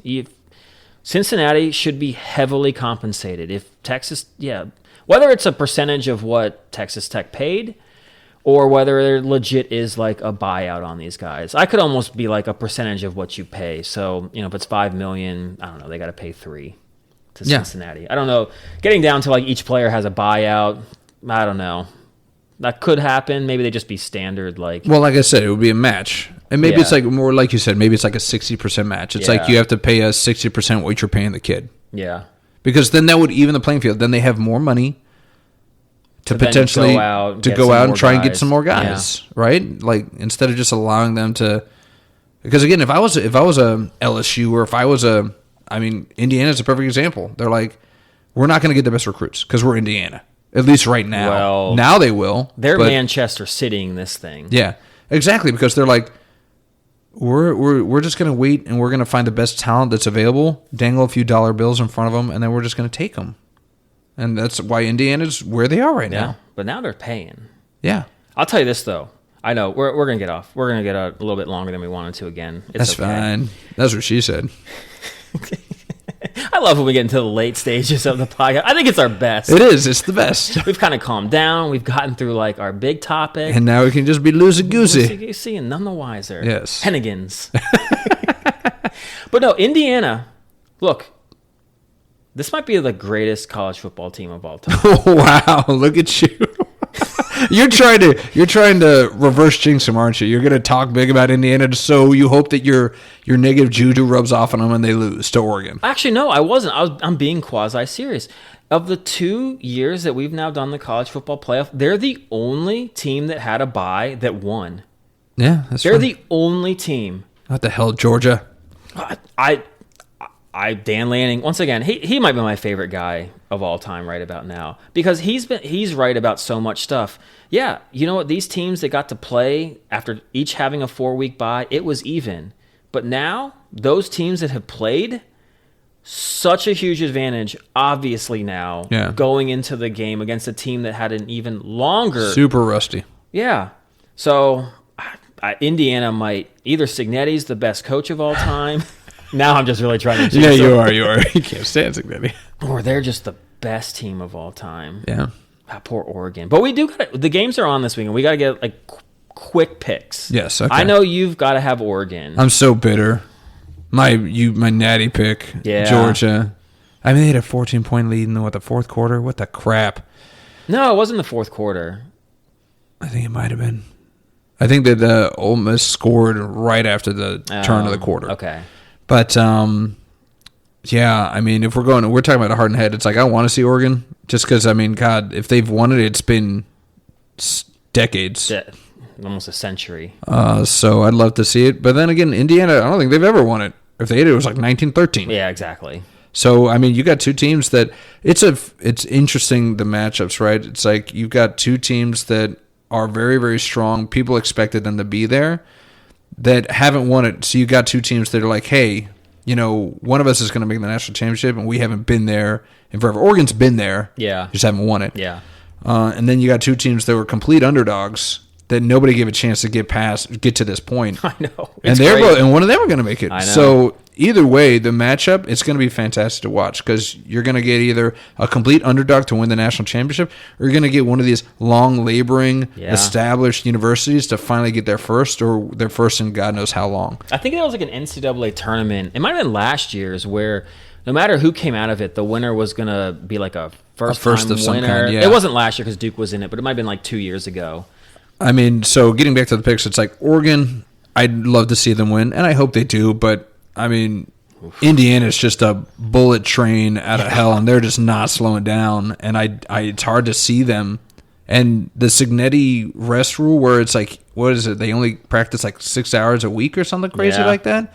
That might be the new norm. They're like, he figured something out here. Our team's not exhausted, they're not overworked, and they're fresh, and they're ready to go. So, I mean, I have to pick Indiana at this point. Good, because I'm picking Oregon. Good, I knew you would. You're Dan going back Lanning, to the heart. baby. Yeah, because your college picks have been so great. I'm so glad I'm on the opposite side of you right now. And then Ole Miss, I think we're on the same side of this. Ole Miss and Miami. Heart and head, I got Ole Miss in this. I still can't stand you, Carson Beck. I hope you're a listener, and you can throw shade right back at me and be like, who the hell are you? Standing next to his You're a Lamborghini. nobody. Yeah. And his model girlfriend or his 3 model girlfriends, you know, you probably can't pick. It's hard. He could just stand next to his sister. That's okay. Dang. All right. But I got Ole Miss. I think what they showed at Georgia is that what we thought was the complete opposite. We thought that they would kind of hear the noise of Lane Kiffin, all this stuff, and it would get in their heads, but they've used it as motivation. They've used it as, we're going to prove all the naysayers wrong. And, man, I think that it's a godsend for them that Kiffin didn't force Weiss to sit out and not coach. I know. Him still staying in at the offensive coordinator has been the difference. He called a great game against Georgia in the second half. Called a great game, and there's continuity there where there wasn't elsewhere. That's true, too. But, yeah, the first time that they played Ole Miss and Georgia, I think Trinidad had, like, 1 completion for 1 yard in the fourth quarter. Yeah. And he couldn't miss in the fourth quarter. So they obviously made adjustments and called the right plays. Yeah. So, so I got Ole Miss beating Miami. I got Miami. Really? That defense shows up like it did. If Carson Beck just continues to not try to be Carson Beck that he wants to be, if he just wants to be more like I don't know, what's just a good What was like the best when you were at Enterprise? What was just like the best economy car, like an Altima? If he just wants to be like a Nissan Altima. Excuse me, Altima's a full size. All right. Thank you for shouting out that I used to work at Enterprise. Yes, it's like they teach you how to be your own boss. Okay, all right. Step Brothers. Look, that was like 25 years ago. That was like 25 years ago. It was a long time ago. No, I mean, the economy cars, you got, what, a Chevy Aveo. Maybe you get lucky, you get a Ford Focus. Okay, so if Carson Beck just chooses to be a Ford Focus instead of the Lamborghini, I think they got a shot. I like your little segue to like car analogies. He's got drives a Lamborghini, but you don't have to be a Lamborghini, okay? Be reliable. Be a Corolla. Yeah. Fuel efficient. Yes. Great safety. Get you to where you need to go. Yeah. 0 to 60 is not going to be the best. Not optimal. We're not looking for that. We're not looking to try to throw in a triple coverage and try to like pinpoint a pass. Yes. We just need you to find an open guy. Yeah. All right. So you got Miami. I say we stop there. Let's not go another level deep because we'll have another week to kind of do that prediction. True. And chances are one of us is going to have to completely change because we're on completely opposite sides here. I love that. I know. My goodness. And then we'll touch on it, but we're not going to go into deep dive. You have some really good stuff, but I know we're over. Yeah. Olympics start this Friday. You excited? No, they don't start this Friday. They started this Friday, the 6th? I think it's February. Is it February? February 6th. Okay, so we got time. We got time. You got me worried about this. I want to talk about Olympics. No, well, good. Well, that's what I wanted to kind of talk to you about. Kind of keep it fresh, a little bit behind this. Pull the curtain back a little bit. We don't talk but so much about our topics because we want to keep it fresh. So I just kind of mentioned the Olympics. I don't even know if you're a fan of the Winter Olympics or not. I am a fan of the Olympics. Yes, I am. I'm a huge fan. Yeah? It's actually the main thing. So I met my wife on eHarmony. Ooh. And obviously you look at so many people's profiles, and hers on there, one of the things that she liked was the Winter Olympics. Really? And I was like, I kind of did like a... Really? Because it was the same thing, I like hiking. I like rock going climbing. To the yeah. And then Winter Olympics, I was like, of like the 300 women I've seen, that's the first one. I was like, ooh, let me star that Player one. Semco, the 300 ladies I've been seeing. How many do you think messaged me back? Well, you know what? With that photo, come on. 300 out of 300. Thanks, man. You made my night. I want to have your babies, Semco. It was like 3 out of 300. but anyway, no, I love the Winter Olympics. It's just a sport you don't get any pub of. But yeah, I wanted to know. It really is. I wanted to know if that's something you really wanted to like talk about down the road or when it starts. Yes, I do. I do want to talk about it. I love for us to kind of talk about our favorite, I guess, sports or our favorite picks. What's a must watch for you? Yeah. I think you had a good question because I'm the movie guy. It's like, what's your favorite Winter Olympics movie? So we'll go into that as well. Very exciting stuff. I feel like the Winter Olympics get kind of disrespected. It's like everybody just thinks figure skating. Yeah, when they think Winter Olympics, which is cool, fun, and all. When you get countries involved, it almost doesn't matter what the sport is. Yeah. Like if I sit there and watch it for 5 minutes, I'm going to be so invested in it. Yeah, absolutely. Even like the cross country skiing one. No, that's where we miss. I knew you were going to say that. It's like cross country. You can cross that off the list. Well, okay. I don't want to see people going shit. Oh no. Okay, sorry. Well, yeah, you're right. That one is kind of boring because someone's way ahead. They're just walking. It's the one with the shooting. It's biathlon. Yeah. Now that one's fun because and I love it too because they get so into it now where like they'll have like the heart rate of the athletes. Oh, I didn't even know that. Yeah, they did it in the last Olympics. Okay. So when they're like laying down and after you watch it long enough, that's why you just gotta stick around. Watch it for like 10, 15 minutes. Give it a little time to because marinate. then you start seeing like, oh, that guy's heart rate is like 90. Last guy that came up with 90 like missed 3 of them, and you're like, he really needs to make like gotta get that 6. resting heart rate. Yeah. That HRV, that heart rate variable's got to go down. Look at you working out. You know all the terms. That's right. HRV. You'll be in that running group with us. God, no, zero chance. You and the guys are like texting about let's meet at 8 a.m. on Saturday to do a lunge and a ruck, and I'm like, I will be asleep. No, I won't be asleep. I have kids. I'll have probably been up for about an hour and a half already. Okay. Oh, they're early birds, huh? Yeah, my son is. Okay. Yeah. I was an early bird. My parents hated me for that. It's like every time like we try and do a workout early, hear the little dun dun dun dun dun dun. It's just like, dang it. And then it's like I've got it like timed out now. It's like I can tell when he's coming, and then I'll like point. I'll be like, go back to bed. And they're like, how did you know? Like, and I was like, well, I'm dad. I've got dad ears now. Yeah. I'm deaf, but somehow I still have dad ears. But no, yeah, I'd love for us to go into a little bit more detail. We've got a lot of fun stuff to talk about the Olympics. Good. I'm excited. You know what? That'll be a perfect week when we've got that week gap between the Super Bowl, because I'm guessing we're not going to be talking too much about the Pro Bowl. I hope we don't spend more than 2 minutes. Yeah, maybe to make fun of it. Yes. And maybe to recall, like, well, I'm just going to get it out of the way. When Sean Taylor decked the punter. That's all anybody remembers about the Pro Bowl. Now there's like flag football. Yeah, it's just more of like an event, which I hope we do this kind of long enough, because I do kind of want to know. We're not ending. I love that you're like, when are we going to? There's no expiration date. I know, but it could be years down the road, which would be fun. Yeah. I want to, but like to see if like your kids, like, do they get into the Pro Bowl? Like, is it just really the kids? Because I loved it. I'm sure my dad hated it, but I loved the Pro Bowl. Okay. It didn't matter if it was super high scoring. I just loved seeing the guys. You're a kid, so like just seeing the guys playing on the same team that don't normally. Yeah, that was the scratch that you wanted to itch. Same right? with like the NBA All-Star game. Yeah, I can see that. I just like seeing these guys that don't normally play together. They're on the same team, and it's like the best players. And and you like seeing all the dunks at that age. I did, at least. Yeah, it was. Yeah, it's popcorn material. There's no nuance to the game. It's just a lot of high-flying plays. Yeah. But, it's just lost its teeth. You take a tenacious sport like NFL, and they're like, but don't tackle, and just be very gentle. And it's like, it doesn't have the same energy to it.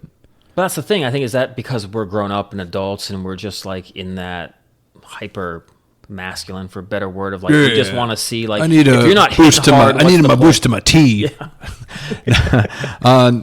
I don't know, maybe, but at the same time, I feel like it really lost its luster, because again, it's like, what are they doing now? They do it in like Florida, Orlando, I think now. They do it in Orlando. Whoop-de-doo.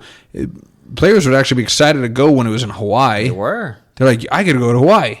A lot of these people, obviously the Peyton Mannings of the world and Tom Brady's where they could do that every weekend with the money they have, but these guys are just making the Pro Bowl. They're like, wow, free trip to Hawaii, and I get to play with some of the best athletes in the world. It was exciting. Now it's like, oh, I'm going to Orlando, Florida, the armpit of America. Thanks a lot. We got to spend time in that airport? No, thank you.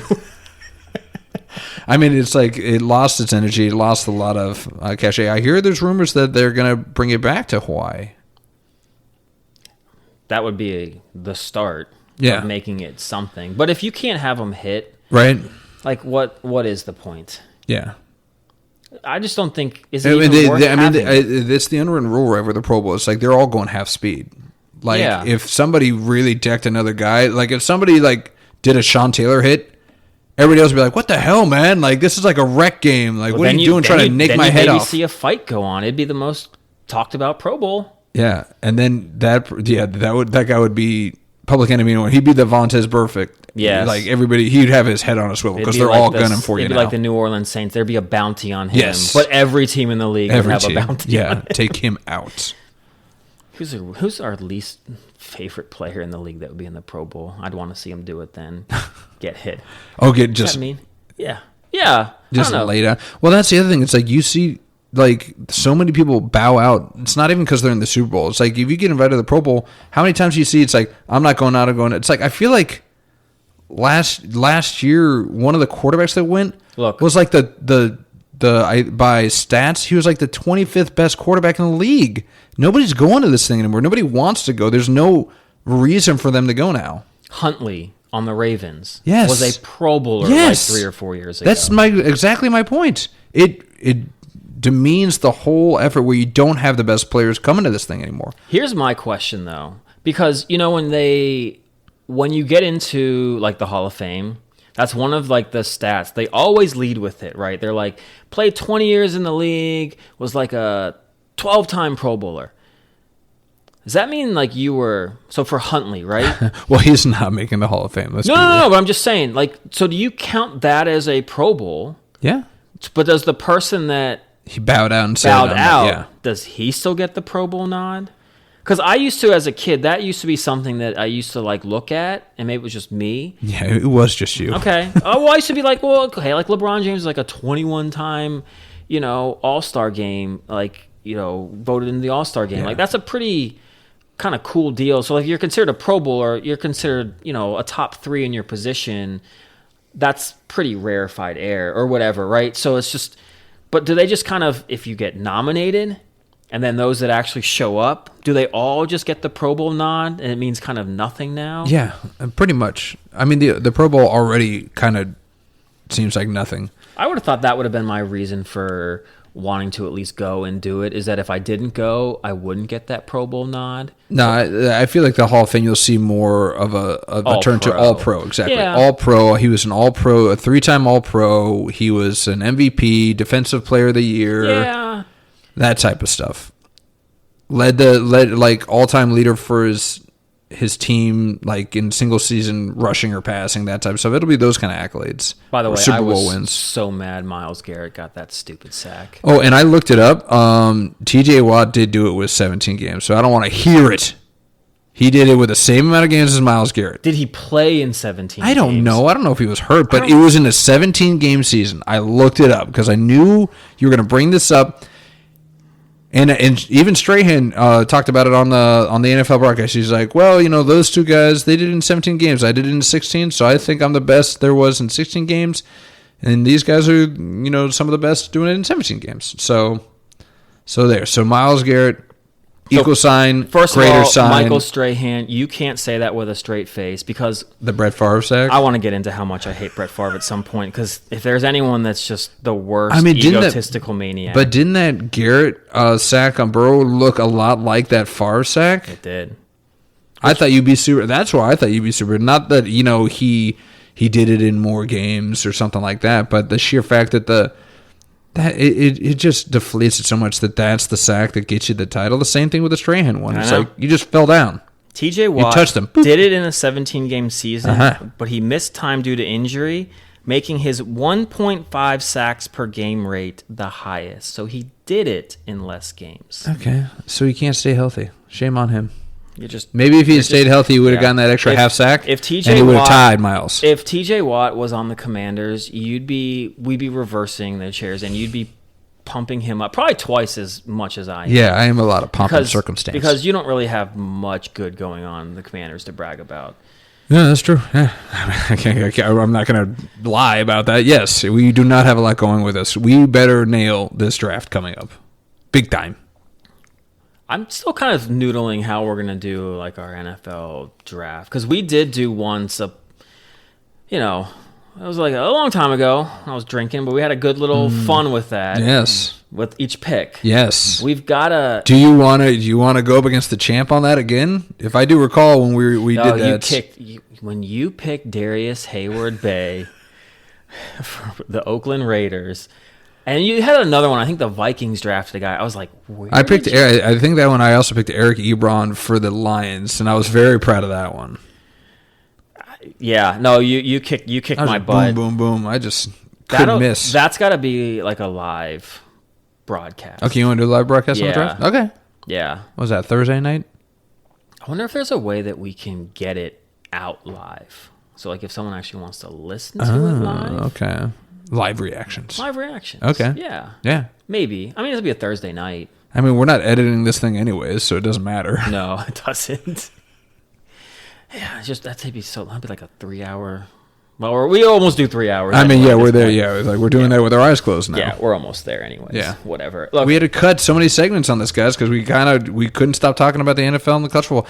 It'll be interesting when those seasons end how we manage. But I think that you and I we can't stop talking sometimes. So I'm not really worried about it. I've got so many thoughts on so many things that we can just like branch out and have other conversations off of that. It won't take. Before we know it, we'll still struggle to get to an hour and a half. It's perfect because you have all those topics that you can branch out to, and I've got so many embarrassing stories of our friends that I can share. Between the two of us, there's never going to end. The great majority of these stories, I'm the lead character of embarrassment. So we probably will have to have. I'm trying to think of a podcast that does something like this, but we'll have to have like once a quarter, like no sports. Oh, okay. And just kind of like either it's stories or just whatever, but just kind of like a random, here's like just an off what we normally do. If the day after the All-Star game for baseball lands on a Monday, that's the show, because that's the deadest day in sports. I think Chris Hunter might have said that he was betting on some like European, it might have been like fencing or something. I mean, full-blown degenerate. I'm sorry, Chris. Mr. Hunter, he really isn't. No. He likes a little skin in the game, even if it's 50 cents. No, if I'm being honest in that, it was. I think we were just having a conversation of like, because a lot of guys like in our chat do like the $1-2 bets, and so I think I kind of brought up, because I'm about the only one that doesn't do some of those bets, and was like, well, what are you guys gonna bet on? Right? Yeah, you did mention that. And I think Chris came up with just as a bit. He was like, yeah, I'll bet on this. Yeah, like, and it was some random like women's European, some like not even basketball. There's this one funny sport I gotta tell you about one time that like it's like basketball hoop. There's no backboard, and the hoop is just like in the middle, and everyone kind of like runs around. What the hell? It was like an English sport, but it sounds very English. But since they British is like put the sphere into the hole, and let's go on and lollygag to the next spot. It's weird because back in the day, England used to they island hop, or they took over like a bunch of countries. So it's a lot of like Caribbean countries. And they just made it. They Anglified it. Yeah, but that's after each hoop, did they sing like "Cherry Ho" or something along those lines? They kind of do. Chip chip choo. They like throw their hands in the air. Chitty chitty bang bang. All those. Mary Poppins. Oh my goodness. Down the chute it goes. Come on, one more. I don't know. I'm grasping at straws here. But the king of $1 bets is Will Billy. Will Billy is the king of $1 bets. Like if he gets like a free bet, he's like I got a $10 free bet. He is stretching that bad boy out. Really? He's like, I have 10 $1 bets sitting in front of me. I would take the 10 and go big or go right. home. That's what I'm doing. I was like, this is such a long slog. I can't do it, man. Like it's got to be bigger stakes than $1. Because hey, I just won $1.15. I want $1.15. 15 cents gonna go towards, I don't know what you could get at 15 cents. Nothing. You can get nothing. You can get me insulting you on our podcast. That's what you can get. Oh, dang. Pay me 15 cents and I'll insult you on our podcast. Now we're gonna see the numbers shoot through the roof.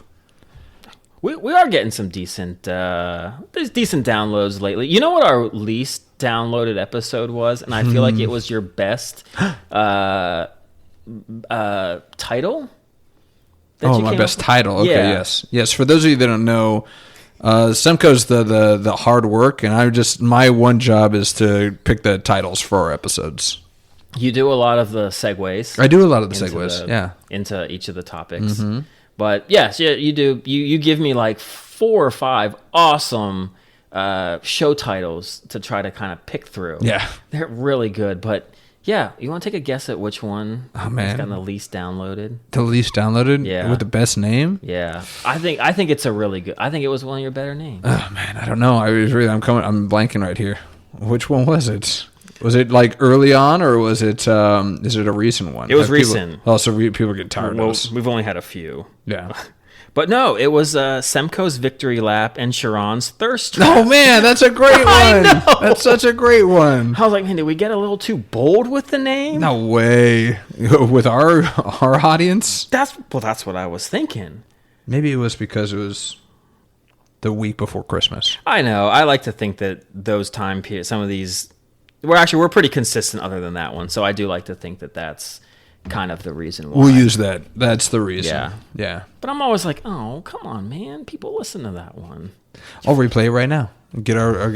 Well, I guess I already subscribed. I don't want it like that. Yeah, you don't want it. Yeah. That's why I actually don't have my wife do that often. I had her do it in Costa Rica just so it registered in Costa Rica. But I'm kind of like, if you're not really going to listen to it, I don't want it just showing up every week. Yeah. I'd actually want it to be people that are like actually going to listen to it. Yeah, absolutely. You know? Yeah, just don't have it on the background. Yeah. I need to be in the front ground. Damn right. Yeah. We say some good stuff from time to time. I mean, yeah, it's all pulp. It's no juice. It's all pulp. That's what I was looking to say. I have my ups and downs. When we get close to the 2 hours, I start kind of going down. Yeah, you're starting to fade. I can see it in your eyes. Well, I got up early for a run today. I'm trying to get under that 6-minute mile. Oh, that's right. How's that going? Did you shave off of that 6:40? Well, you can't just. It's been 3 days. Oh, fine. I know. But I did pick up the pace on a little 5K. Nothing crazy. Okay. But I'm going well. All right. Dwight's excited about his trying to do it as well. We're texting back and forth. Oh yeah. Text chain going. Yeah. If anything, these things keep the friendships going. Yeah. A little bit more. Yeah. Keeps them from getting stagnant. Yeah. Yeah. What this pod's trying to do. There you go. We're trying. We're trying to keep this lucid and fluid and all natch. We don't want to have this thing be a sitting rock, making moss and all that stuff. We do need to get guest appearances in here. We will. Yeah. That'll be our biggest show when we get our first guest appearance. Then I have to share my mic. I don't like sharing. Oh, I do have to figure out how to do that. It'd actually be pretty easy, but we could do it. All right. Maybe get a caller. Or is that even harder? That's even harder. Okay. It'd be better to have them here. Okay. Invite them into my house. As we found out last episode, I do want to apologize. I'm glad we kind of brought that up. I don't know what happened to Brandon's voice on that episode, but I think it was on purpose. It really wasn't. Honestly, there was one episode that we did, and what I record on my Chromebook isn't the best. And so I actually, because of memory and stuff, I was only actually able to kind of buffer mine because I did mine first. Oh, of course you did yours first. Well, it was the first or second episode. And then I couldn't get to yours. So then the next episode, so I sound like I did yours first, and then I couldn't do mine. And now I've gotten to where I can usually get both of ours to kind of sound better. All right. But for whatever reason, yours came I was in a out cave. Not great. I was in a cave. Hey, we're in the Apple in the garage stages of this. All right. We're now's the time to buy the stock and the undrafted and overconfident. Because when we blow up and we're selling at $10 a share, you guys want to be able to take it while it was. And you've got your Jello pool and hoping to remember. Yes, oh man, we're bringing it all the way back to the first episode. Yes, I will remember everybody's name. I'm good with names. Just ask Seabear. Anytime we talk about movies, I can tell you 5 people that have been in that movie. It took you long enough to get that Sienna Miller. It did. I was waiting to hear from Seabury. He hasn't said anything yet. Oh, maybe he does. Maybe he stopped listening. He missed the good stuff then. We got to get some of this outro stuff in the intro to really kind of spice it up a little bit. Okay, we can do that. We could take requests. Actually, truthfully, being honest, look, if any of you guys are still listening at almost 2 hours, can you give us some feedback? Do you like the show? Do you want to see something done differently? I think the biggest thing, and I'm not exaggerating when I say this, they want to see us. They want us to video record this thing. Okay. So we'll have to work on that. We gave us a whole year to do this. It was on our last one. It's a resolution that we'll put ourselves on camera. I don't think it's that difficult. Yeah, well. I think it's just the equipment, but I think after that it's just you can just do it through Zoom. All right. Hook my computer up to whatever camera or something. Okay. Put it on Zoom. All right. And I kind of think that's all you got to do. Piece of cake. Okay. Well, we can work on that. Maybe. We're here for the people. Yes. But yeah, honestly, give us the feedback. Semco might listen to it. I definitely won't. I'm just going to keep doing what I'm doing. But yeah, Semco's more in, trying to generate some interest where I'm stuck in my ways. You are so brutally honest. You say that every time. You're like, you might want to be an angel investor. Might want to donate. I don't want your money. I'm going to do what I want to do. Well, I never said I didn't want anybody's money. I want everybody's money. Wow. But not if it's going to cost you having to not do what you want to do. Exactly. That's okay. I wanted your money when we did that $500 bet. I can't wait to talk about that thing. That's just a great story. It is a great story. We got plenty of them. The funny thing is that our audience has heard most of these, but I feel like they're sparses and pieces where some people weren't there for one and some people weren't there for the other, so everybody will get kind of filled in on the good stuff. I'm going to put out an APB that I think if we do have our first guest, it's got to be our champ. We got to have Will Billy in the seat. We do. Congratulate him. See if he has any words to the wise of his successes. And then I can Jones on him for not being a true champ because he didn't win the championship game. He lost to Burr. Yeah, Josh Allen kind of let him down. That was insane. Like he was down on himself. Will Billy was really down on himself. He's like, man, my team choked. I was like, you scored 155 points. Your team did not choke. She has just sold her heterosexual soul to the fantasy gods devil so that she can continue to be and make all of the right moves. It's like, did you have Olave as like a top 5 wide receiver this year? After 5 years of getting concussions by week 5? And whatever the quarterback's name is he was the right choice for Olave to finally open him up. When she picked him up, I was like, that's it. That's the move right there. That's going to win her. Like, after Mahomes went down, I was like, y'all picked up all the other quarterbacks, but you didn't pick up Tyler Show. And I was like, that's the one. Yeah, that's going to do it. And she just makes it's so frustrating. Like, she somehow plotted along with Chase Brown. I know. And then he turned it on during the playoffs. I mean, and then Trey McBride, I had him last year. He couldn't score a touchdown. I know. And then the next year he leads the league in touchdowns, in tight ends. Well, and then he set the record for receptions in a year that we did a half a point per reception. It's ridiculous. So frustrating. We lost to a girl. She's beyond she's beyond gender at this point. She's just Burr. Just Burr. I mean, just ask Todd. He saw the six-pack up close and personal, didn't you, Todd? Yeah, you did. You're like, what is this? This is why this is the best part of the podcast. But doubt Burr's listening. God, if she did, good on you, Burr. Oh, if Dwight listens to this, he'll give it to her. He guaranteed. Well, she showed up at the baseball draft. She did. Was it the last one or the one before that? No, it wasn't the baseball draft. It was a football. Or was it football? A draft. Yeah, you showed up recently, within like 2 years. Because I showed up at the baseball draft randomly, and he didn't even know it was coming. That's another story we can talk about. We'll do it around the baseball draft. Around the baseball draft. There you go. Yeah. Are we going to do the baseball draft? We're going to do it on the weekend? Are you going to do it on the weekend? We can, if you want. Whenever that draft is. Yeah. Maybe. We'll see. Yeah, we can have special occasions. Yeah. Maybe that's when we have a guest in. Okay. That episode's just going to be the draft. You understand that, right? Just jonesing on each other's draft picks. Okay, maybe not. That might not be great radio. It might. I mean, like, in between picks, we can have some, tete-a-tete and some repartee. We probably would need another person because depending on when we're like drafting, one of us is going to be like in our stuff, and not paying attention to what the other one's saying. Yeah. But if there's someone else here, all right, we'll see if we can wrangle a guest, and if so, we'll do our draft podcast live. Oh, I was doing a lot of live events here. They're all drafts. They're all drafts. Well, one's a live NFL draft. The one's a fantasy draft. But yeah, drafts. Yeah, we'll see. We'll see if we still have the gusto and the huevos to pull that off. There's a will, there's a way. Yeah. But do you have any final words, sir? No, man. I'm looking to see you in the cold plunge. 11 minutes, apparently. I'll have the paramedics on site. Thank you. To resuscitate you. I'm really not that confident in my picks. I'm really looking forward to picking the most overweight, just slovenly paramedic there to give you mouth-to-mouth when you pass out after that 11-minute cold plunge. And I'm going to be playing, I don't know if I'll be playing Enya to give you that, like, who's that anyway? I'm going to listen to I'm going to play podcast. I'm going to play. Dude, hey, the great listening. I listened to the podcast when I did the cold plunge. I was like, it did. I was like, flew right by. It was great. You don't get to. You got to. Maybe it'll just be me reading short stories that I wrote. I'll just read those. You wrote? I would love that. I'll have to. I haven't, but I will for this.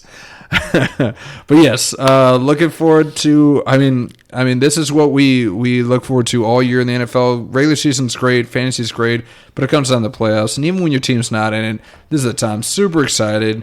Can't wait for this weekend to come and talk about it next Monday with you. Absolutely. Yeah, we're going to be back on track, get back on those Mondays. Thanks to those that have quickly listened to the Thursday episode. And hopefully be ready for this one, and we'll be back on track. Yeah, I hope you guys are stuck in traffic like nonstop, so you have nothing else to do but to listen to us talk. Because we just keep going longer and longer. Even when we say we're not going to. It's hard not to. We get on a roll. It's hard to want to stop it. Yeah. Because it's good content, and we can't ever go back on it. No. There's no going back. No. Yeah.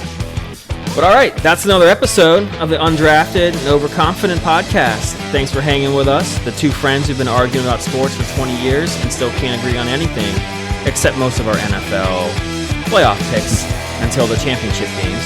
But hit that follow button, drop a rating, email us at undraftedandoverconfident@gmail.com, and we'll see you next week. Different takes, same nonsense. Thanks, y'all. Peace.